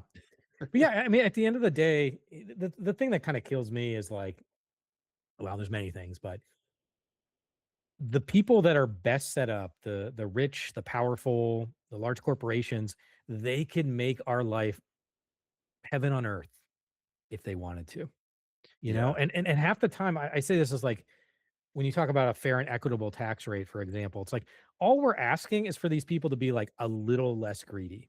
Not even that much That's less all. greedy, like just a That's it. little less greedy. We're not That's asking for it. a mansion on every corner. We don't And wanna turn this bitch into socialism. We don't wanna turn it into, communism, none of yeah, that. yeah, We and want you to be a team player. absolutely. Like, yeah, Literally all we're asking you to do. some acknowledgement that you got to where you are because of the resources and opportunities and efforts that other people have provided you. Arnold Schwarzenegger has a great And the video. $10,000,000 that your dad gave you doesn't hurt either. Yeah, yeah, yeah. Of course, of course. But Arnold Schwarzenegger has a great video. I don't know if it was a commencement address or whatever, but he talks Mhm. about how he hates the term self-made man because That's he impossible. exists because of all the people that have given him help and breaks over the Mhm. years that have allowed him. And that goes back to what we're talking about with the Democratic Party. Give these people an opportunity to show themselves, to Yeah. showcase what they're capable of doing. Mhm. And I think ultimately that's what America is about. And we can create a system. I'm a real big fan of aligned incentives. So if we can get everybody's incentives aligned in the same direction, then we'll be unstoppable. If we take our tax money in a fair and equitable way and use it to invest in infrastructure, healthcare, education, protection, then that creates the opportunities for more and more people to start businesses and become successful and yada yada. And Yep. then when they see that success, that's then reinvested back into the country, which then allows more people Yeah. to do it. And then eventually we create this perpetual machine that keeps going. And the funny thing is, we know this is possible because this is what rich people do all the time. This Yeah. is how they function. They Yeah. take the resources that were provided to them or given to them, they invest it into other vehicles that allow a return, and then they take that return and they put it into the next thing. That's why it's easier to make money when you have money because you can invest in opportunities and you don't have to spend your time to do it, right? Mhm. Like your money makes more money than you ever can as an Mhm. individual. What we want to do is remove the greed and corruption from that process so that when that person gets in the cycle and becomes wealthy or successful, that they can't then use that wealth and success to hinder the people coming along behind them. Right. I'm gonna take it to the streets. I'm from the hood. Okay. Which hood is this? I'm from Chicago. Okay. Originally from Chicago. Mm. Spent some time in Thus the Rockford, Bears. yeah. The Cubs. Um, there has always been over policing. There has always been over surveillance. There has always been, uh, my community doesn't play well with cops because cops don't play well with us. You're the one in charge, but yet you're mistreating us. Mhm.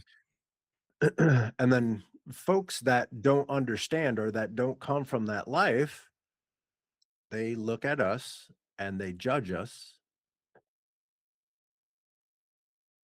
at the same standards that they have around them.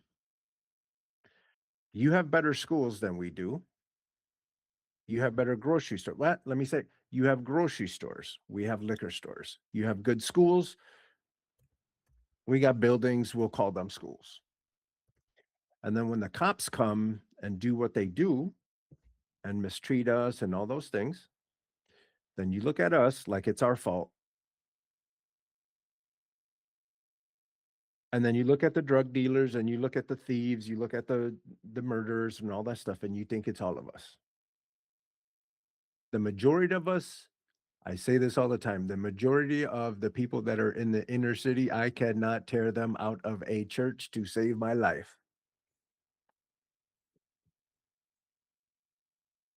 If you were to invest in those communities and raise those communities up to the levels at which there's a lot of folks out here that are living pretty good. Now the police don't have to go in and start fucking people up the way that they do because the culture is different, the mentality is different. Sure. How are you going to make us go through the gauntlet of underfunded schools, shitty neighborhoods, violent police officers? And then finally, when we get to the other side, that's my story. I made it all the way to Silicon Valley, all by myself. The conversation that Yeah. we Yeah. had before, Mhm. But for the most part, I paid for my school. My parents didn't give me money for school. I had to go into the army to pay for the school. And then after that ran out, I had to pay for more school. I worked and I did all the things. And now I'm in Silicon Valley, and here we are. We find out that H1B visas exist, and now the jobs are missing and they're leaving and all that stuff. All that to say, it's weird how I can go from absolutely nothing in the streets, come up to Silicon Valley, and nobody cared until now. We're finding out that all of these jobs are starting to go to China and India and all those places.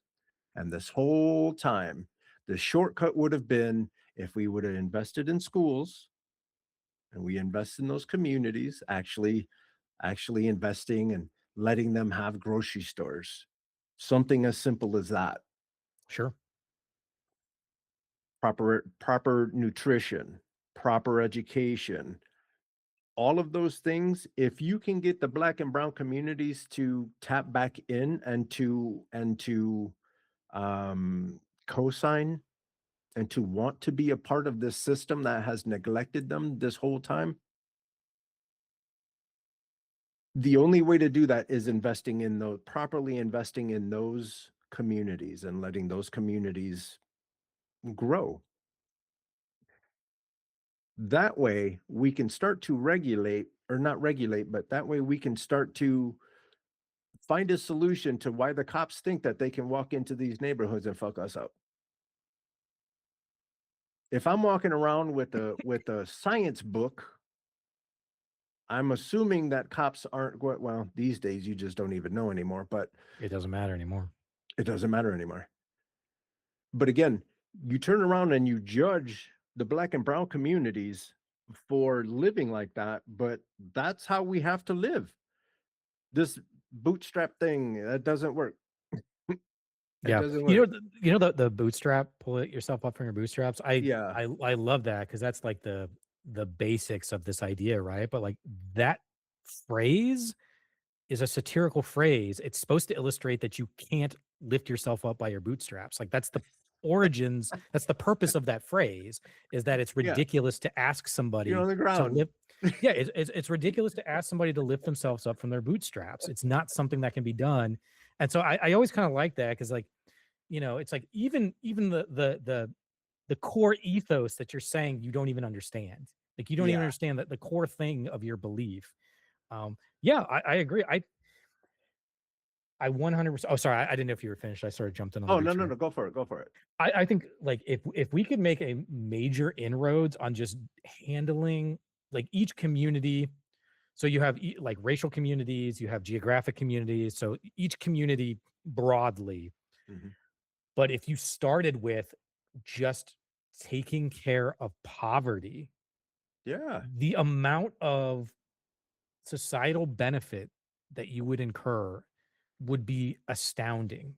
If you can get it so that single mothers are not reliant on SNAP to be able Mhm. to feed their children. You Mhm. mentioned food, like food deserts are a real thing. Mhm. And like the thing with poverty is that it hits everyone. Even though it impacts different racial groups and gender groups and stuff in different ways, everybody is touched by poverty. So, for example, in Ohio, there was a lot of talk around fentanyl and in Appalachia, right? I mean, that's, JD Vance was touting that thing for a long time. Um, Predominantly white in Appalachia, and they got hit hard by jobs going overseas, and then factories closing down, and then access to education began to really hurt. Like, you know, talk about DEI, we were yelling about DEI for 6 months or whatever it was last year. The biggest Mhm. recipients of DEI and food stamps are white women, like these these policies and these programs that we put into place that has, I think, again, from marketing, this welfare queen idea that we started to see in the early 80s, the early to mid 80s, that Reagan. welfare queen idea, when you hear that, there's a specific connotation that is there, right? Mhm. And it's not Mhm. rural white women. Nope. And that was done intentionally Yep. to create this sense of other. But the reality is that, and I think we're starting to see this, Ohio is really going to be hurting when this big, beautiful bill kicks in full force and we start seeing the rural hospitals begin to close down. Our rural communities are going to take it in the face. Mhm. And again, it's all unnecessary. And this goes back to the reinvestment in the infrastructure. Like, Mhm. we could wipe out poverty next week if we really wanted to. Mhm. Think about homelessness. I don't know if you know this, but there's currently about 30 vacant homes in the country just sitting around. Yeah. Nobody's in them, not doing anything, for every homeless person that we have. So we Yeah. theoretically, if we wanted to, we could house every homeless person in this country and still have 29 vacant homes sitting around, right? Like, it's Yeah. it's it's one of those excuse me, it's one of those things where when you really stop and think about it, you have to ask yourself, like, what the hell are we doing here? Yeah. Like, what is the goal we're trying to achieve? Is the goal that a bunch of investment firms and, venture capitalists and whoever can own all this property and just sit on it until the price is right, which makes it impossible for normal folks like you and me to find a house, Yeah. or my business to go get an office? Like, is that the kind of country that we want to build? Like, we should be reinvesting in our people, in our infrastructure every single day. And we're seeing it in red states. So be careful, Ohio, because in red states, there's a lot of farmers that are losing the farm. Mhm. Yeah, totally. And then come to Look, find out, JD Vance has a website that's kind of like Airbnb for farmers. yep, yep. They scoop up the farms, then they rent the farms out. So I say this all the time in Ohio. I looked it up because I was just kind of curious. We're a quote unquote red state, even though when I was growing Mhm. up, we were a firmly purple state. But I just kind of looked it up. I was like, how of the past, how many years were Republican control? And out of the past 33 years, I'll just ask you, out of the past 33 years, how many of those years do you think were a Republican trifecta? Governor, state house, and state senate out of those 33 years In Ohio, in Ohio? Ohio's been Ohio's been hurting my heart for a little while now. Because if it wasn't Florida, it was Ohio. So, Hmm. um, Say out of 33 years, how many 33, years? I'll give you a good 5. 5? No, Yeah, it's 27. In Ohio, 27 of the past 33 years have been completely owned by a Republican governor, Republican Senate, and Republican state. that's Out crazy. of those remaining 6 or so years, how many of those do you think were a trifecta for Democrats? None. 0. Right? Yeah. So when we sit around, and I say this to conservative people, I'm like, look, take the politics out of it for a second, right? I know that's hard because you got to defend your tribe and yada yada yada. Sure. But if you looked at something and you're like, for the past 33 years, sorry, my dog just showed up. For the past 33, out of the past 33 years, 27 of those have been completely run by Republicans. That should cue you in to the fact that these policies are not working, and the fact that Mhm. the remaining 6, 0 of them had a Democratic trifecta. So it's not about politics. It's just obvious, like, hey, we gave the keys to these people, and this is the result we're getting. Yeah. Maybe we should stop giving the keys to these people. The other thing I just remind people is, like, when I say something like that, I am not simultaneously saying that the Democratic Party is going to solve all of our problems. Again, Right. there's a lot of things we need to have real retrospective conversations about the party. But if you keep doing the same thing, you're going to get the same results. Hmm. And I think any reasonable person looks at Ohio and been like, hey, if out of the past 33 years, all of them are more or less under total Republican control, this is the results we're getting. We just dropped in the US News and World Report from 36th to 38th. So we're now in the bottom quartile, bottom 25% of states. And like, I love this state. Yeah. Like why are we failing by every conceivable metric? And now with these EPA changes, like I seriously worry about our environment. I mean, Ohio is the place, not once, but twice did our water catch on fire. That should tell you something. If your water's catching on fire, like you're doing something wrong. Oh my goodness. I am so tired of hearing that.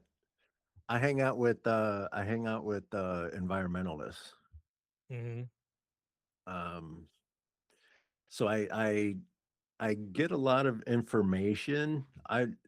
It's not that environmentalism isn't my main focus. My main focus is I want to improve education. I Okay. want to, and by improving education, I would love to make it more accessible. It's not any harder than that. I think it should be free. I think every adult Yeah. should be given a free public 4-year public or associates if you want education or vocational training program.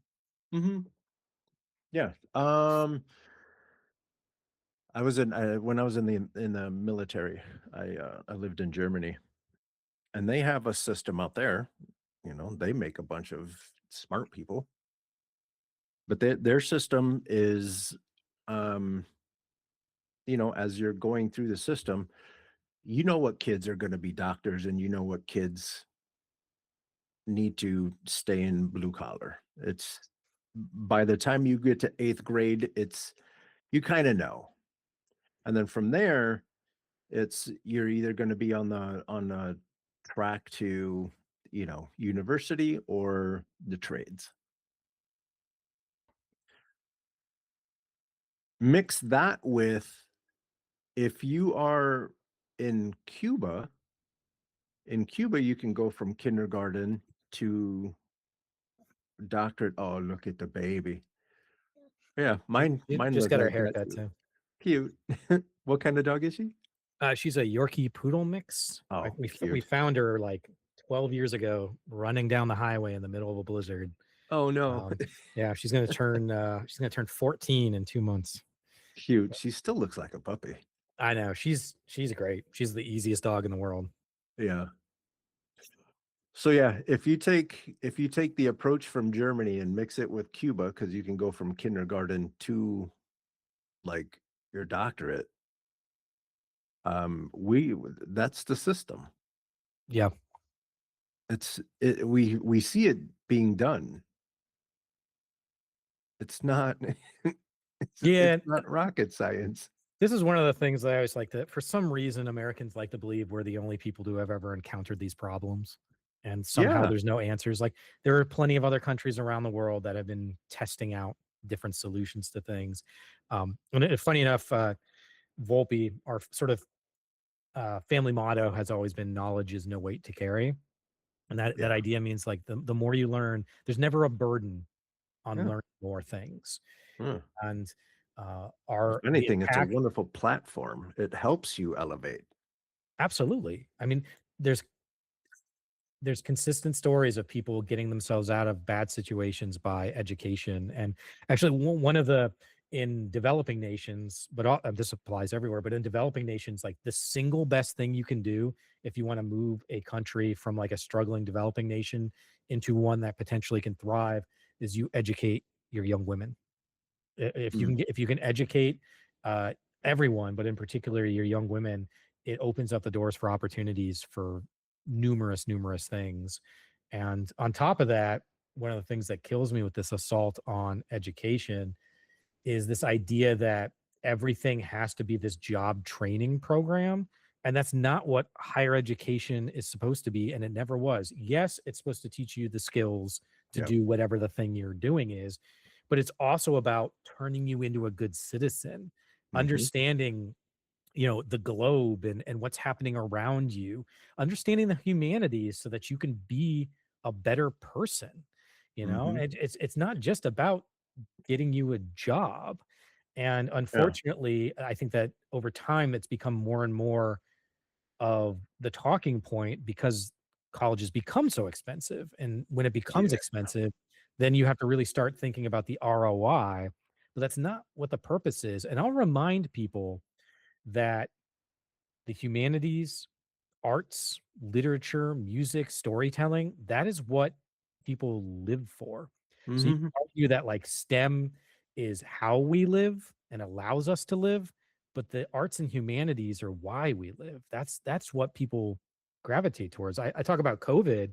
What did everybody do when COVID came and we were scared and we were locked up in our houses? We resorted to the arts, right? We Yeah. started watching shows and playing video games and listening to music and I don't know, baking bread or whatever. Uh, I started watching people started early on in COVID. I started watching people losing their minds, and I saw them starting to go back to, if I had to start all over again, what would it be? And there's a lot of people getting back into design and painting and stuff like that.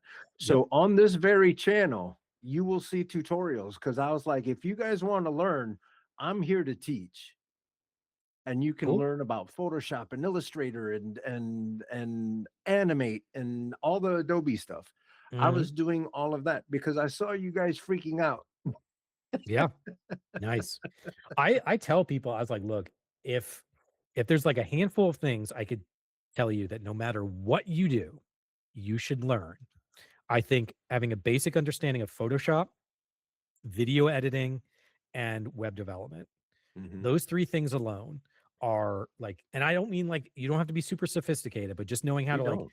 throw an image into Photoshop and resize it real quick or crop Yep. it, like being able to create a quick video and throw like because those things allow you to share your experiences with the rest of the world in a Mhm. way that if you can learn those skill sets, puts you above in almost every possible job, puts you above.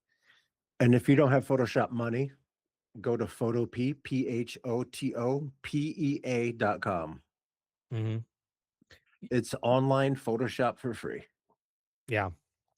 So, yeah, there's a bunch of free versions for a lot of those things, and also, Yeah. like, you can use Google Services has got some of the stuff.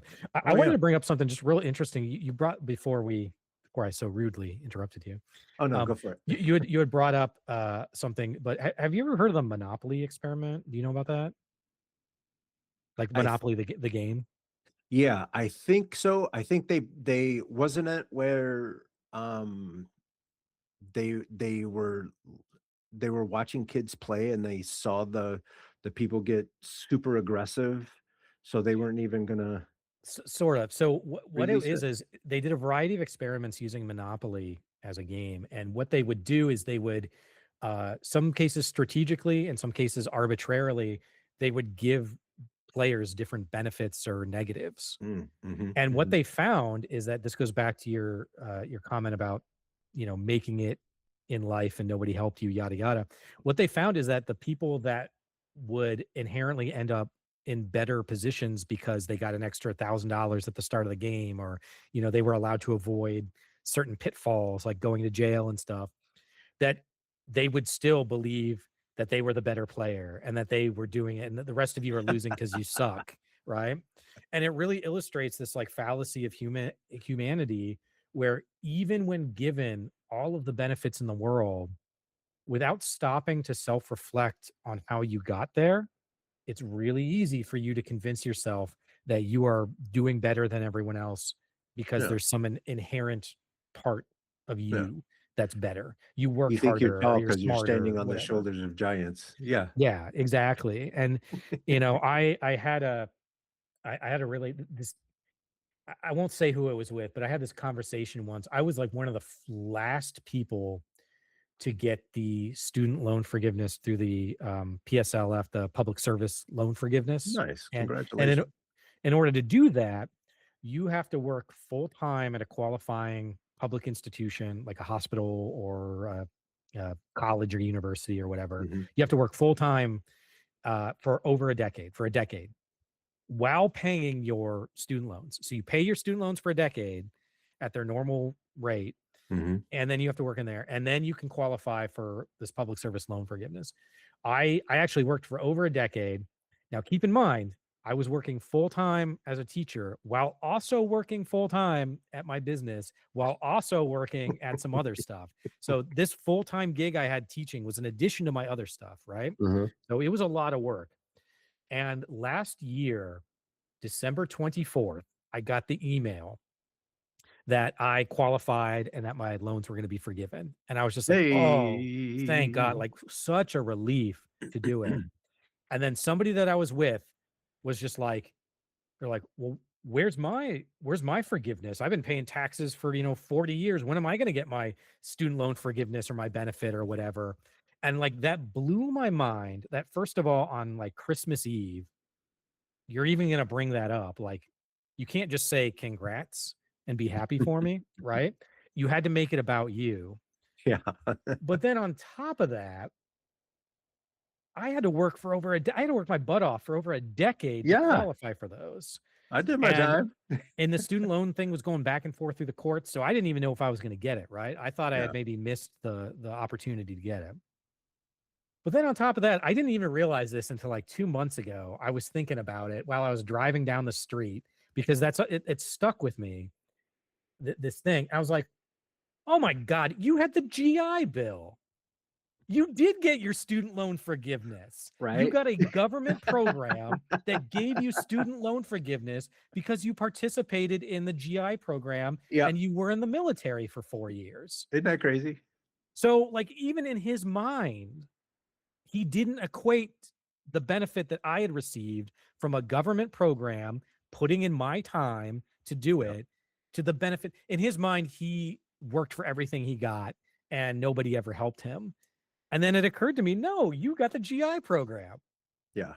a government program that existed to help you out to remove your student loans so Hmm. that you could enter into life and I would argue that the GI program is actually better than the PSLF because you exit earlier in life with no student loans, Yeah. and you get paid while you are, it's not much, but you're getting paid while you are a military member, and you can then qualify for military member benefits and things like that. So I would argue that that's a better program, but that's not really the point, right? Like that's the minutia Right. between spending 4 years full time in the military or 10 years full time in teaching. Like, Right. they're not apples to apples comparisons, Right. but it just kind of blew my mind that folks in general, unless you take the time to really stop and look about your life and how you got there, it's really easy to lose sight of all the benefits Yeah. that have been there supporting you along the way. Or the jealousy that comes with d- watching people win. Just because it's not you winning, don't mean Mhm. that winning is bad. Like, I'm glad, I am happy that you found a way to improve your life, improve your education, and you were able to mitigate the financial damage that was about to happen. Sure. Well, I appreciate that. And I mean, I think of it like I say this, so I've been paying taxes since I was like 15, 16 years Yeah. old. I've been working, right? I pay every school levy I vote yes on. I don't have any children. I Yeah. vote for every library Yeah. levy. I use the Yep. library once or twice a year. I vote for all the public transit, Ooh, levies. on the library tip, do you have the app called Hoopla? I do. Yep. Yeah, okay. Should I start Everybody, using there's one? an Yep. app called Hoopla, Hoopla. If you get that app, you might have to go to the local library and get your library card, but then you Yeah. have access to TV shows, movies, books, audiobooks. Um, there's a couple other things that are happening Yeah. in There's that I app, think but newspaper subscriptions as well. yeah, And stuff. Yeah. like take advantage of that. Those are the programs that are available. So when rich people tell you that the government is a waste of time and all that stuff, there are people who are not driven by money that are trying to make your life easier by Yep. doing things like having the Hoopla app available. Now you Yep, have books and magazines, all kinds of stuff available to you totally. You for know, free, for free. absolutely, and like it'll connect to your Kindle, so you can read stuff on your Kindle if you've got it. Yeah, You I mean, know, at the end of the day, a lot of this stuff is just trying to make the world better for you to get you closer to a lifestyle, or at least a way of navigating the world that wealthy people just have on default. I think there's this yeah, idea that wealthy yeah, people are like working 60, 80 hours, like this grind culture. The they vast don't. majority of super wealthy people, and even just like moderately rich people, they aren't doing that. They're They're sitting not. around, they've got all the time in the world, they can go Hmm. do what they want. Yep. Um, there's a really, I recommend this. There's a documentary called Born Rich. Have you ever heard of it? It's from the early 2000s. No, but I'm I about to check it I out think later it's this on afternoon. I think it's on YouTube. It was for a while. So interestingly, Ivanka Trump is on it, or Ivanka Trump. Yeah. The I don't think Donald is in it, but his daughter is. Yeah. But anyway, it's this documentary, and I can't remember the guy's name, but he's like an heir to the Johnson and Johnson fortune, and he's about Mm, to turn like 18 or 21, and then he's going to inherit like a bazillion dollars, right? yeah. And he records himself in the like weeks or months leading up to this, and it's really interesting. And one of the things that's always stuck with me is he interviews his dad, who has never really had a real job. Like he's inherited the Johnson and Johnson money, his Hmm. father. Hmm. And what does his father do all day? He sits on some boards, and he helps in like volunteering and stuff, but most of his day is spent reading, hanging out with friends and family, going to the country club. Like that is how most wealthy people spend their time. They are not doing this 80-hour a week grind. And There's at again, least one parent in the house. yeah, exactly. What we are saying is that we don't even I'm not even asking for everybody to have that, although in a Star Trek utopian world, that would be lovely. I'm just saying we shouldn't have to be starving, and we shouldn't have to be worried about paying for our medical bills or paying for rent. Did you hear about that kid who died? Kid, he was a younger man who died because he chose to pay his rent over filling his prescriptions. This was in the past like 2 or 3 weeks, Whoa. and he ended up dying. Um, and it's just we should not be putting people in this position in the wealthiest country to ever exist in the history of the world. It is ghastly what our health insurance system is doing. It is reprehensible what our education system is doing. And we deserve better, and we can do better. And it's not about the money. We have the money. I Hmm. looked it up. I looked it up yesterday. The top 20% of our population. This is again, it's going to be one of those it's even worse than that kind of things. The top 20% of our population earns about 9 to 10 trillion dollars a year. But it's actually worse than that because that's income, right? And most wealthy people, they don't earn income the traditional way that we do. They Right. leverage their debt and their assets Yeah. in a way so that they can pull in debt, which at low interest rates, which is not taxable. Hmm. And then they use that leveraged debt to pay themselves or invest or do whatever they want to do, right? Hmm. So it's not like schmucks like us who go and work and then we get our money and we do Yeah. something with it. We're working And for the guy who's making himself all by himself. yeah, and so when you think about the like the average um spending in the country, we have enough money. Like I think our government spending is going to be about 7 trillion, 7 to 8 trillion this year because of the big beautiful bill, and we're Yeah. incurring a lot of like debt. But the top 20% earn more every year than our entire country does. You could take I did this another calculation. I love these fun little calculations, right? And I this was in May when we were talking about Doge, and I was like, at that time, I think Elon Musk was worth about 380, $400 billion. Hmm. You could take $300 billion of that, and that money would cover over 500,000 people in this country from birth to age 65. It would cover their health insurance. And again, it's actually worse than that because you could take that money and invest it over time and cover a lot more people. than the 500,000. Yeah. So my point is, and I think it ends up, if you just spent it all, I think it ends up being about 18 million people. That's Yeah. one person's value. So we have the money. We just choose not to allocate it in the way. And that's a very, very important thing I want people to understand is that the money exists. What we are doing now is shuffling it towards the wealthy and large corporations, Hmm. which inherently means we are taking it away from lower and middle class homes. There's Yep. no way, like, there's no way you can take the money and give it to somebody without it coming from someone else. And right now, it is going to the wealthy and it is being taken from everyone else. I like to point this out too. Um, when you start talking about improving the lower class, it always makes the rich people super nervous, right? "Oh, you're gonna Mhm. take my money, blah, blah, blah. They should pull themselves up by the bootstraps." I say, "Okay, fine. How about we don't bomb one country? Sure. What if we don't bomb Nigeria and then we took that money and bought some books?" Oh, man, I don't know if you saw, again, how much of Trump can you actually trust, right? Yeah. But did you see they wanna move the military budget up to 1.5 trillion, which is, I mean, almost doubling it? And who do you think is gonna take those slots, those soldier slots? Who do you think Yeah, is gonna take those slots? It's us. I just got done telling you, I wanted to improve my life. I was tired of being poor, so I joined the military, yeah. right? And then you have what's her name? She used to work, God, really pretty blonde, but she gets mad. She got mad on TV because she says Santa Claus is white, all this stuff. What's her name?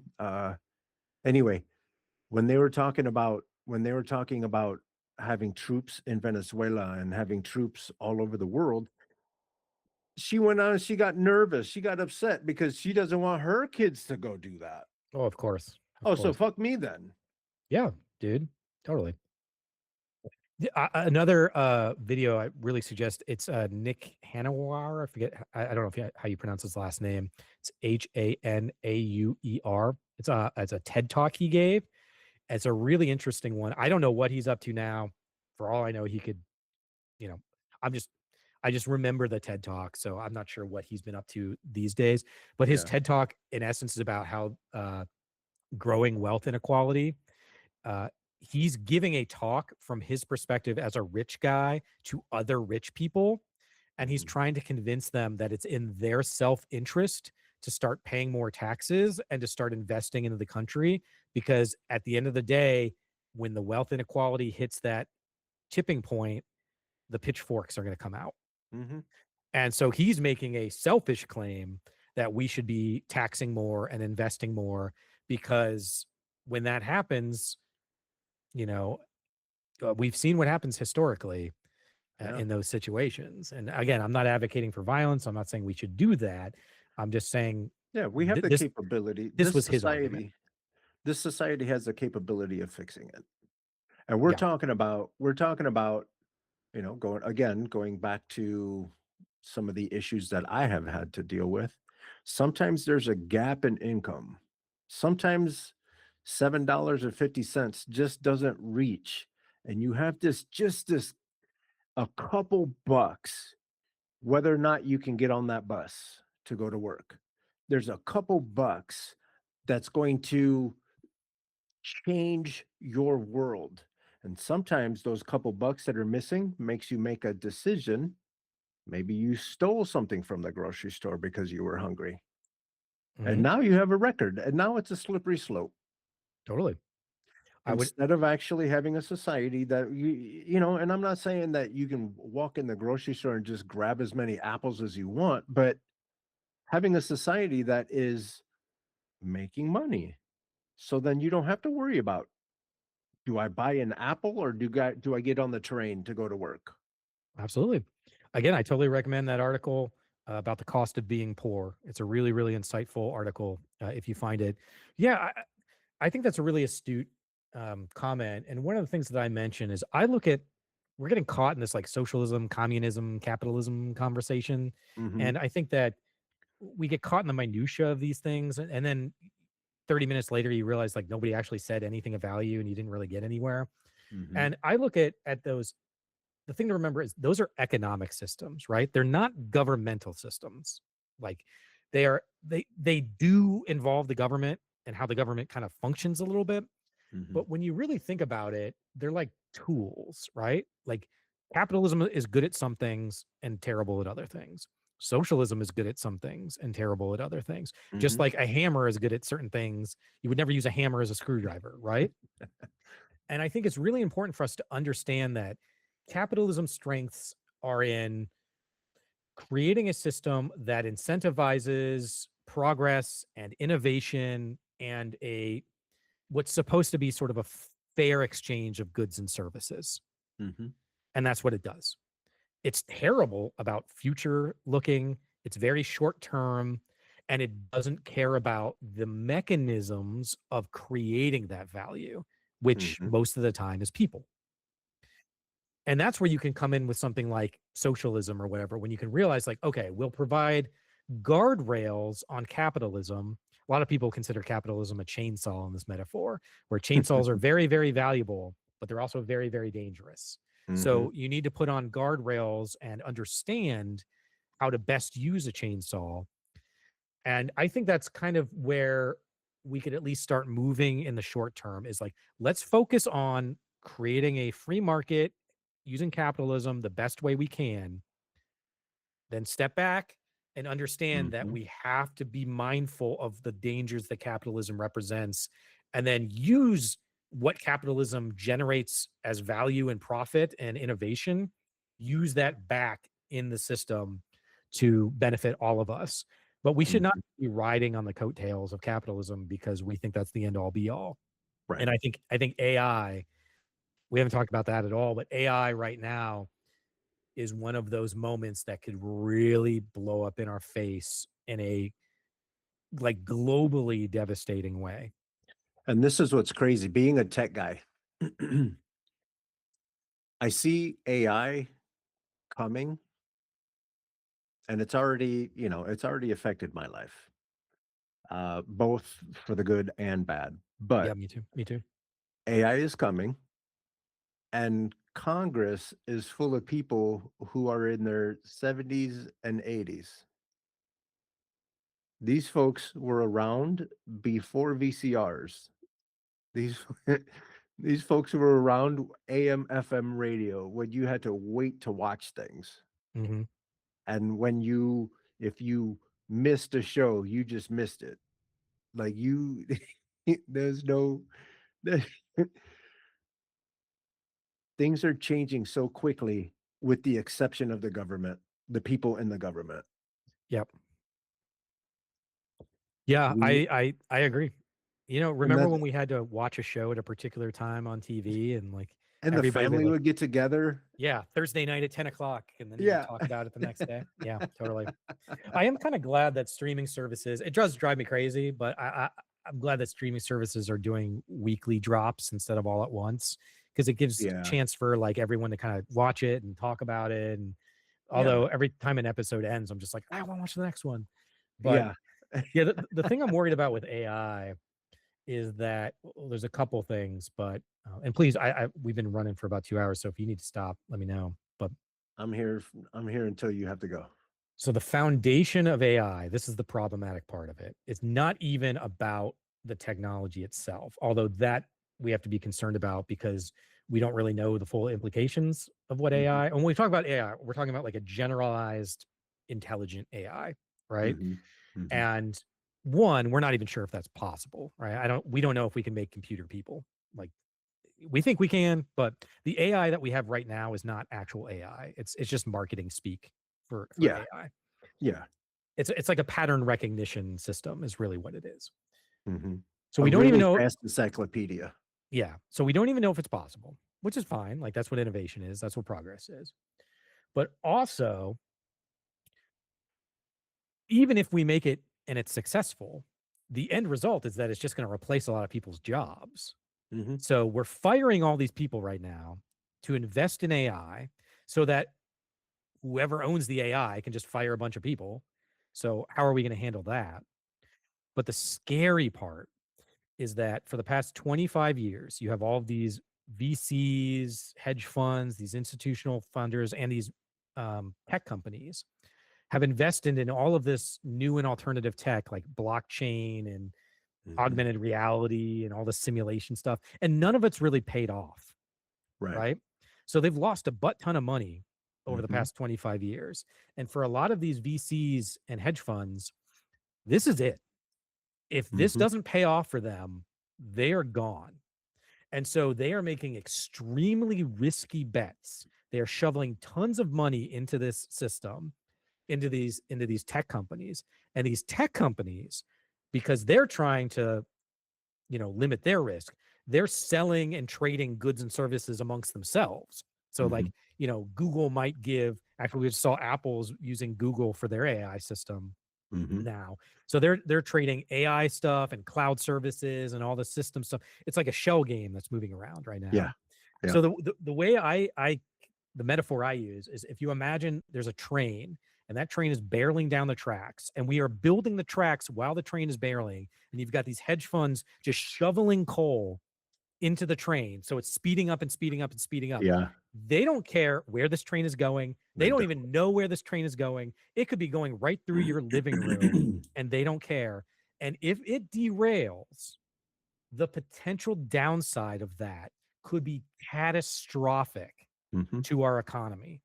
Hmm. Imagine all of these VC firms collapsing, and then all these tech firms will start to collapse because they've made a bet on their friend, and then now their friend needs to call in the debt or the services that they leveraged against this other thing. Hmm. And the potential that this could all fall apart in a catastrophic way is very real. But the upside for AI, whoever can get to a generalized AI first, in essence, can control the global economy. So they are making these insanely risky decisions, Hmm. and nobody is even looking at it or understands it. And to your point, Congress is so, we're still in, the internet's a series of tubes over here for these people, right? They don't know anything about websites or social media, blockchain. They don't know about any of They this stuff, don't. right? They don't. And so, like, my worry is, without trying to be too much of a downer, is that this AI bubble could make the housing market look like, this could be like lollipops and rainbows compared to the potential downside if this AI bubble pops. And it's, at the end of the day, even if it's successful, it's still going to result in lots of people losing their jobs, and the world's just not ready for it. Nobody's preparing for it in any meaningful way. And even before the train derails, you said that AI is threatening people's jobs. Let's take a step back from even that and say the development of AI has been affecting people's jobs. The US Sure. government the US government has been throwing money into this AI development thing. They're telling you as much. This is not new news. However, the people that are developing AI are not from the United States. This is where the H1B visa thing happens. Hmm. So we have, like, imagine normal people when they say, "Oh, Mexicans are coming to steal our jobs," right? It's the same exact playbook, except instead of picking apples, we're using Apple computers. Yeah. It's the same thing. Hmm. So the chasing this AI dragon has already demolished people's lives, demolished people's families, done all of that. And this is just the lead up. Yeah. Because listen to me when I tell you, Silicon Valley is a lot of folks um, that are contractors here. Hmm. And the reason why we have a bunch of contractors is because we're shoveling all this money, and corporate America does what? They optimize and uh they get as much Value. juice value of their Yeah. dollar, right? Yep. So they're not hiring Americans because we're too expensive, yet we have to live in this expensive ass country. So you're giving all of the government money is going to these corporations that are hiring people that aren't originally from here. I'm not mad at the people that are coming here for work. I get it. You need to feed your family, you need to pay your bills. I get it. The bone that I have to pick with is first the corporations that continue to not hire us, and then the government that continues to give them the money to develop this shit that then in turn we have to turn around and give them $30 a month to fucking use. Absolutely.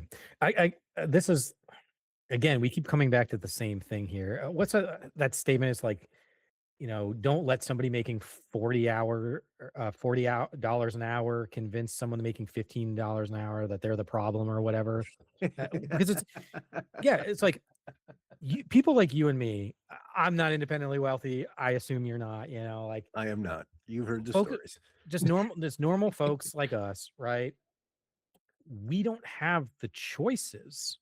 Like, we're just trying to survive and take care of our family. We are not the ones making these giant multinational decisions. Mhm. And so, to your point, we shouldn't have a government that incentivizes poor decision making and poor behavior. Oh, you got your little one there. Yeah, this is Um, Rosie. Hi. Hi. because that's it's like going and yelling at somebody at McDonald's because their food is too expensive. Like, that dude's got nothing to do with it, right? You don't do shit He's but put fries in the bag. Leave him Yeah, alone. he's trying to do his best to get through the day, just like we are, just like the rest of us are. And I always tell people, like, it's not us against each other, right? It's It's not. us against them. And ideally, we should create a society where no one is against anyone, Right. And so, like, we could be working. This is what I'm talking about, my aligned incentives, all engines on full. If we could get everybody moving in the same direction, we would be unstoppable. Mhm. But the thing that I hate to remind people of is these larger corporations, very wealthy people, they don't view the world the same way that we do. Because for them, if this whole thing falls apart, they got an out. They'll just Mhm. bounce. They'll go Mhm. wherever it is. They're not going to suffer the repercussions of Right. what's going on. Look at the financial meltdown in 2008, 2009, right? Mhm. That existed because, I mean, it's pretty complex, but the simple thing is that existed because we started to get it. We, like America, like Western banks and financial institutions, started to get an influx of this money from, like, the Middle East and other parts of the world, who were trying to find ways to invest and spend money because they couldn't do it locally. They Mhm. were generating a lot of money through things like oil and other Mhm. products, minerals and things like that. And there was no way for them to make money. So they started looking to the West. I'm like, well, what can we put money in? And they're like, well, we could put money in housing. Housing never, housing always Everyone goes always up, needs right? a house. Yeah, you never lose money on real estate, and so banks started to become incentivized to do more risky maneuvers, and they started Mhm. to take this money because when somebody shows up and they're like, "Hey, I've got $10 billion sitting around. I don't know where to put it. What should we do?" I'm like, "Well, why don't we just start bundling up these prime mortgages, and then now we'll start bundling up these, like, less than prime mortgages, and then now we'll start doing all the subprime stuff." And Yeah. before you knew it, there were mortgages bundled upon mortgages that were, like, tranched into these systems. They were being sold left, right, and center. Half the time, nobody even knew what the building was you were buying, but they started making these riskier and riskier decisions. And then when it all blew up in their face, which anybody with a basic economics 101 degree would be able to tell you was going to happen, nobody suffered any penalties. Nobody went to jail for that, Nobody. right? So Nobody. now we're back where we were 15 years ago because Mhm. we keep doing the same thing and telling the same lesson, and there's no repercussions for bad behavior. Mhm. And my worry is, again, that this is going to blow up and nobody's going to suffer for it because the wealthy do not care. They don't. Again, They look out for themselves. yeah, and here's the thing is, like, they're not worried about you, right? They're not worried if you're going to be able to pay for your kids' tuition or cover your costs or your rent or whatever. But Mhm. again, it's worse than that because they don't even think about us. These super wealthy, unless we're serving them or taking their car for valet, they're not even thinking about us. We are a Mhm. service provider to them. And so they'll make risky moves if they think it will be financially advantageous to them. And the way I say this, because I don't want to create division, I think we should be bringing everybody together Mhm. towards making an America that is capable of leading for the next century. But in order to do that, we need everybody with intellectual honesty and good faith efforts to do it. And until you are ready to do it, whether it's corporations or the wealthy or corrupt politicians or whatever it is, they are not going to be on board in this process. Mhm. And when they're ready to be on board, I'm here. Let's do it. But until then, we have to set up systems that prevent this bad behavior from impacting us in majorly catastrophic ways. Yeah. Yeah. And we need better leaders at the end of the day. We need better leaders. Yeah. Ones that understand, or let me say it like this, ones that understand what the ultimate goal is. And the ultimate goal is to have a society. Again, for me, I would love to see the United States develop itself into a society where we can be seen as a nation of leaders, right? Going back to the 70s story. If we can actually pull off what we were supposed to be doing, and that's educating and making people uh more inventors and stuff like that, exactly how we were Mhm. supposed to be doing. We're supposed to invent shit and then we have them make it. But our leaders are horseshit. They're That's in it one for way the to put it. bag. They're in it for the bag. They believe in insider trading. They get derailed. Their campaign gets derailed by the first check that gets put in front of their face. And it always reminds me, we keep talking about different studies and stuff, but there was a study done where they took a classroom of kids and they divided it in half. And they said, you guys are the workers and you guys are the bosses. And the kids that were bosses instantly turned into assholes. Yeah. Yeah, there's the Stanford prison experiment, which I know has got a lot of, like, issues that people bring up, but that's another example. Yeah. Totally. You know, I'm 100% with you, and the way I look at it is, and this is kind of how I've lived my life, is like, I want America to be seen as the leader. Like, I'm one of the most America first people, like, make America great again people you could ever find. The thing is, Donald Trump is not the solution to that. Right. And what I want is I want people to look at America, American leadership, American ingenuity, American culture in awe because we've earned it, Mhm. because we put in the time and the work to make it true instead of just pretending it's true and expecting everybody else to believe it's true. And that involves us as well. We should be out there working, you, me, everyone else, hand in hand every day, making the fruits of our labor, right? Yeah. Not just pretending that America is this amazing place, Yeah. Words are inherently. empty. Yeah. Yeah, we have to earn it. If we want respect, I just say earned respect. If we want the respect to be the leader in the world, then we need to earn it and we need to live up to our values every day. And that requires work. You know, what is the saying? They say vigilance is the price of freedom, the price of Mm, democracy. We need to be vigilant every day. And that yeah. means we need to be educating ourselves. We Mhm. need to be taking care of each other. We need to be making sure that we are looking out for the least of us and putting them in a position that they can become the best of us. Yeah. And if we do that, I actually think we might find that life becomes a lot easier when we're not at each other's throats all the time and we've built a Yeah. society like you said. Yeah. Think of And I I kind of think joke of with I think of people. the Oh, go ahead. US I think of the US as the coolest team ever. Yeah, Period. that's great. I'm with you. But Yeah. but at some point, like, think about like the coolest kid in high school, right? Like, it's cool to hang around him, but like if the coolest kid can't actually do anything, the Mhm. coolest kid can't help you with your cancer diagnosis or can't fix your car, Yeah. like being cool only lasts for so long. Eventually, you need people in the room that actually know how to do stuff. Right. Um, and I think that that's a super important thing. And I think that America can get there. We need to, I think, humble ourselves a little bit. I think we need to be introspective about who we are and what we want to be.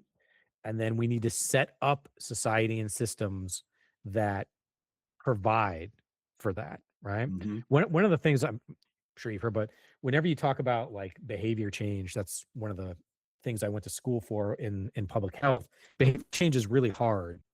And one of the things that you do when it's losing weight or being more active or maybe trying to save money or whatever, the key to behavior change isn't to depend on your discipline because your discipline's always going to falter. You're going to get tired, going to get exhausted, you're going to make mistakes. The key is to set up systems that incentivize you to be successful. So if you want to lose weight, for example, don't buy sugary junk food. Set things out like nuts and fruits out so that when you do Hmm. get hungry, you can easily grab them. One of the Hmm. big suggestions, if you want to be more active and go to the gym, is set your clothes out the night before. Like these Hmm. are all small, silly things, right? Hmm. But it decreases that friction. So, like, you wake up, your clothes are ready to go, you put them on, you go to the gym. We Hmm. can do that on a societal level where we decrease that friction. We create the path of least resistance to flow everybody into success. And I 100% think that we can do that. Um, Hmm. just something that pinged me. I'm assuming you know who Andrew Yang is. Oh yeah. He ran Hmm. for president. I think what 2016 or whatever. Um, Hmm. he had this thing that I always liked Andrew Yang. Um, as a person, I don't know him or anything, but Yeah.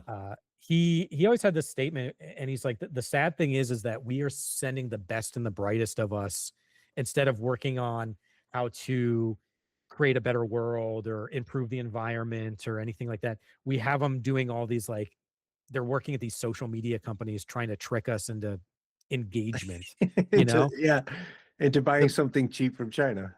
Yeah, like the best and the brightest of us are working on all these tech platforms so that they can keep your eyeballs generated. There's a reason why the algorithm shows you stuff that gets you pissed off because Hmm. it gets you commenting and engaging. Sometimes I'll post a TikTok video about something and I can tell I've gotten onto the MAGA part of the algorithm because all the comments will be just like, you're an idiot, blah, blah, blah, right? Yeah. And I will like all of them and I'll respond to some of them as long as they're not like too, Yeah. off the wall. Because I was like, dude, all you are doing is telling the algorithm to feed me to more people every time Yeah. you comment on there, Yeah. right? And so all this stuff is just it's a waste of time and energy at a large level that we could be spending on improving people's lives.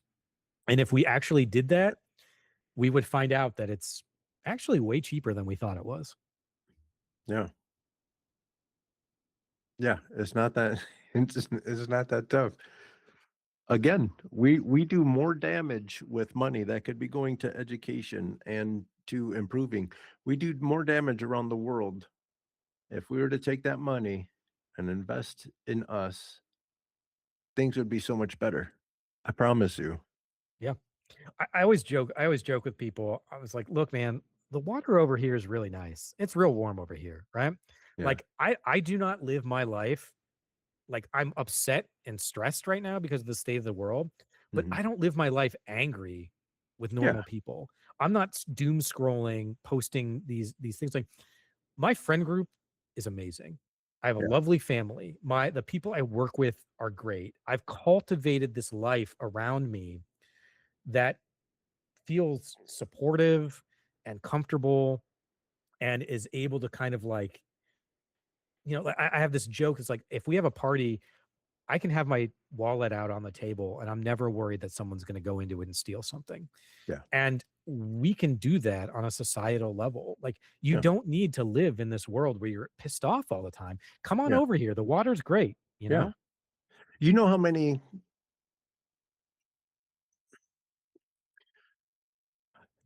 uh, racist folks have have met me and then they say, "Huh, for one of those people, you're not that bad." Yeah, you're one of the good ones. Yeah, totally. That's shitty, but at least it's a start.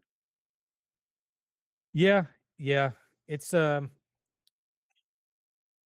think we're in this space where I have this saying, which is you don't turn allies into enemies. Yeah.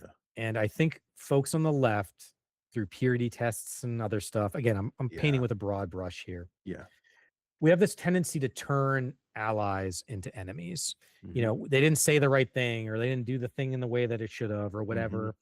But the reality is like most people again are just living their lives. And I don't know, Carlos, we've been talking here for what, 2.5 hours. That's about as much as I know about you, right? So Yeah. if I don't say something the right way, or if I engage with you in some way that you find to be inappropriate or whatever, just let me know. And Yeah. I'm happy to have a conversation and be better. You do And what you can. understand where you're coming from. Yeah. Yeah, totally. You do what you can until you know better. And then when you know better, you do better. Right. Right. So give people, which I guess wraps around a nice bookend to what you started out with, which was the patience and grace. Yeah. Give people the patience and grace to find their way to a better place. That doesn't mean you have to tolerate the bad behavior. That doesn't mean that you can't set up clear boundaries and understanding what's acceptable and what's not. Mhm. But understand that everyone's on their own journey and they're coming to these things. And there's plenty of people that are in the MAGA world, for example, that this is all they know. They've Yeah. grown up with this. They have grown up being told over and over again to hate Democrats, to hate lefties. They're out to kill you. They're out to steal your children. And if you can give them a safe place to stand and let them breathe for a second, then they can look around and then be like, "Oh, you're not that bad." This I have a friend that I've been working with on the campaign. She diehard MAGA person, diehard conservative Republican for all of her life until she was in her mid 40s. And one of the things that brought her around, there are a bunch of things, but one of the things that brought her around is she made friends with a lesbian woman.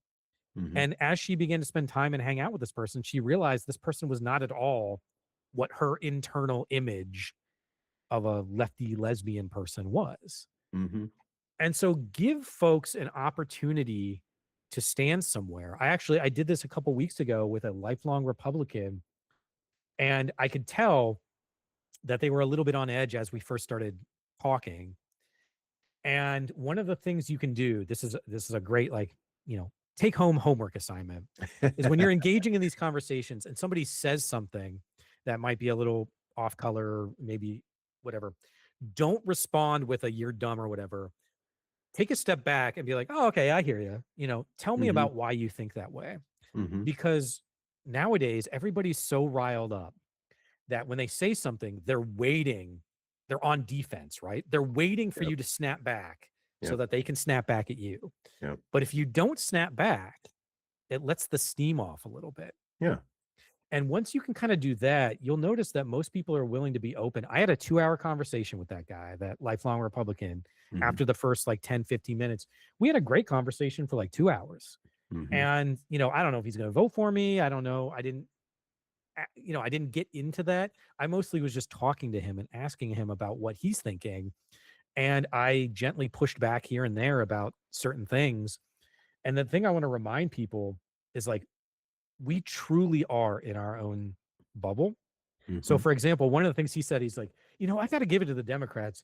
You guys are just all aligned. Whenever you want to do something, you work together and you get it done. And I was like, it's funny you say that because in our It don't circles, feel that way. it's like herding cats over here. And we view the Republican Party as all aligned. Yeah. And I told him, I was like, if you look at the voting patterns of congressional Republicans, they're like 95, 98% voting how Donald Trump wants them to vote.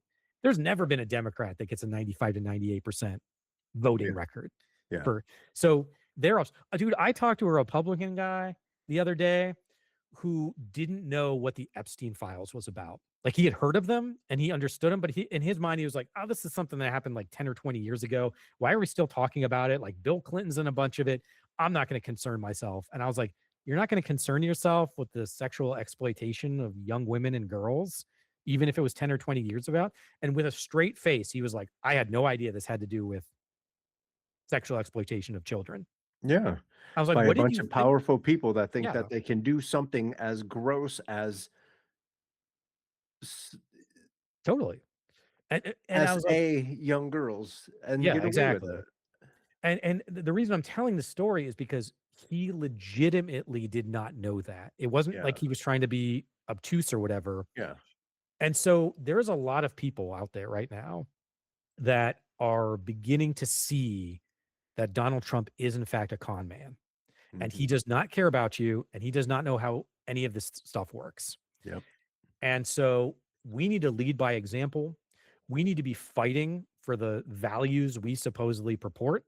And we need to be going to the mattresses every day, talking about how we are going to make your life better and not get caught up in the minutia nonsense of every conversation about this, that, and the other thing. Mhm. That's my take on it anyway. Yeah, and again, it's breaking that, the powerful people like to build the walls to separate us. Mhm. And this is one of the wonderful things about technology and social media and stuff like that is that I get to talk to this dude running for Senate in Ohio while I'm living in California. That statement alone, a brown kid talking to a white dude running for office. I'm in Mhm. California, you're in Ohio. Totally. Ohio and California don't see eye to eye all the time. Yeah. Though a lot of But people the leave Ohio to go to exposure California. but the exposure to each other lets us know that, wait, we're way more similar than we are different. Mhm. We want a Absolutely. lot of the same things. I always joke with people because of maybe I'm gonna be on like a right libertarian podcast or something, and they're Mhm, like, "I doubt, we agree on everything." I was like, "I don't know. Give me a try. You might be mhm. surprised what, Yeah, where we land, Like there's a yeah, lot of ground in the middle.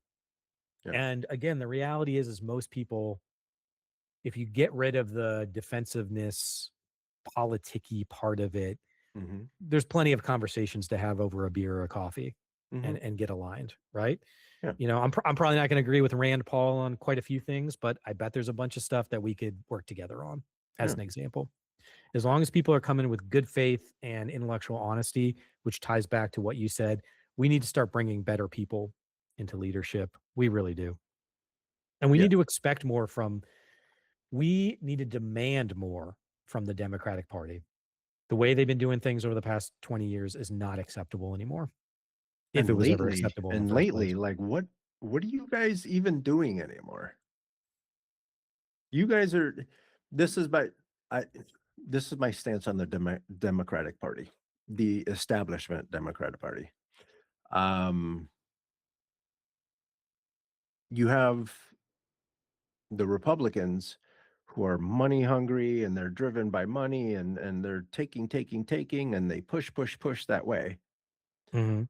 The Democrats know that they're going in the same direction and they know that they're going to the same place, but they play coy with us. Yeah. It's Instead very of yeah. instead of saying, "No, we can't do that because we're leaving people behind," it's like these establishment Democrats, to me, in my eyes, it looks the same. Their platforms look the same. It's just they're just, they're playing hard to get a little bit. Yeah. I'm you probably already know this, but I'll just give you a little, like, in the back of your mind, a little assignment. When you talk to more established Democrats or maybe people in the party and stuff, try to put them in a position to say no and see what they do, because you'll notice that politicians rarely say no. They won't give you a straight up answer to something. They're not gonna do it, right? Mhm. Whatever Mhm. the thing is you're asking for or whatever. This happens all the time. I'll reach out to people over email and they won't give me a straight answer. And again, I'm a small business guy, so, like, I don't wanna waste your time. If you're not Right, interested in this or you can't do this or whatever, just tell me, right. and then I'll leave you alone. And people in politics, they never say no because they don't wanna cut themselves off from a potential avenue down the road, right? Right. But they're more than happy to waste my friggin' time. They don't care if I'm gonna spend time crafting this email that you're never gonna respond to, or you're gonna give me some half-hearted response to. So when people send me emails, I'll just straight up I'll be like, "Hey man, I can't do that right now," or I'll give you a straight up answer to a question because Yeah. I don't I don't worry that Carlos Gomez is going to be angry because I said no to him. What I'm more concerned about is that you and I build a relationship that will be fostered over the months and years to come so that 10 years from now, when you ping me or I ping you and you're like, oh, hey, man, can you do me a favor? I have this thing going on. Or Chris, can you join a podcast? Or can you come visit me in California because we're doing some event? I'll be like, yeah, man, I'll be there. Or I'll Hmm. tell you that I can't be there. Right. Like, I'm not going to waste your time. And that's something that I've really noticed I'm sure it happens on the Republican side too, but I've definitely noticed in the Democrat side, they just won't say no. And Yeah. I find it very disrespectful because it does waste my time. Yeah. That makes sense. And something you just pinged on, which again, I guess I'll throw a little shade on Sherrod Brown here. I don't have anything against him, but Sherrod Brown has not, to my knowledge, and I just looked it up real fast. So if someone in the comments, whenever this gets posted, feel free to correct me. But Sherrod Brown has made no comment on Renee Good or the ICE shooting that I can see. I haven't seen anything. I just did a quick Google search. I don't see Yeah. anything. I haven't seen anything on his Facebook. So if he has and I just missed it, Mr. Brown, I apologize. But this is a time where we need to be making statements about these kind of things, and Yeah. we need to be in the fray. We need to put our bodies on the line. And frankly, Senator Brown, if you aren't in it to win it, it's time to step away and start mentoring Time to other step folks, away. whether it's me or someone else. Yeah. Start mentoring folks and getting them in a position that can. And I'll tell you what, man, I'm a pretty quick study. I think I'm a relatively sharp guy, and there's very few people that can outwork me. I am not doing this out of the prestige and glory. I'm doing it to be a public servant. And I'm just saying, if you're running and you're not ready to give it all right now, find a way to help in some other way. Yeah. We don't need those emails that don't give us the answer while we have this orange faced dude just wreaking havoc on the planet. We Yeah. need answers. We need movement. We need, I mean, at this point, we need something, like it's, Anything. yeah, anything to, Anything. to start moving these things forward. Um, that's why I appreciate you being on the show. I've really enjoyed this conversation. We're almost at 3 hours. So I'm getting to the point where I got to wrap up here soon to go help my friend. But I have really enjoyed the conversation. I'm happy to talk about in the next couple of minutes if there's anything else you want to Yeah, hit. no, I I feel was like we gonna went say thank everywhere. you. I was gonna say thank you for coming on and say hi to your friend. Thank you for taking care of your friend. That is like when we talk about leadership and leading by example, those are I want my leaders to be like that. Yeah.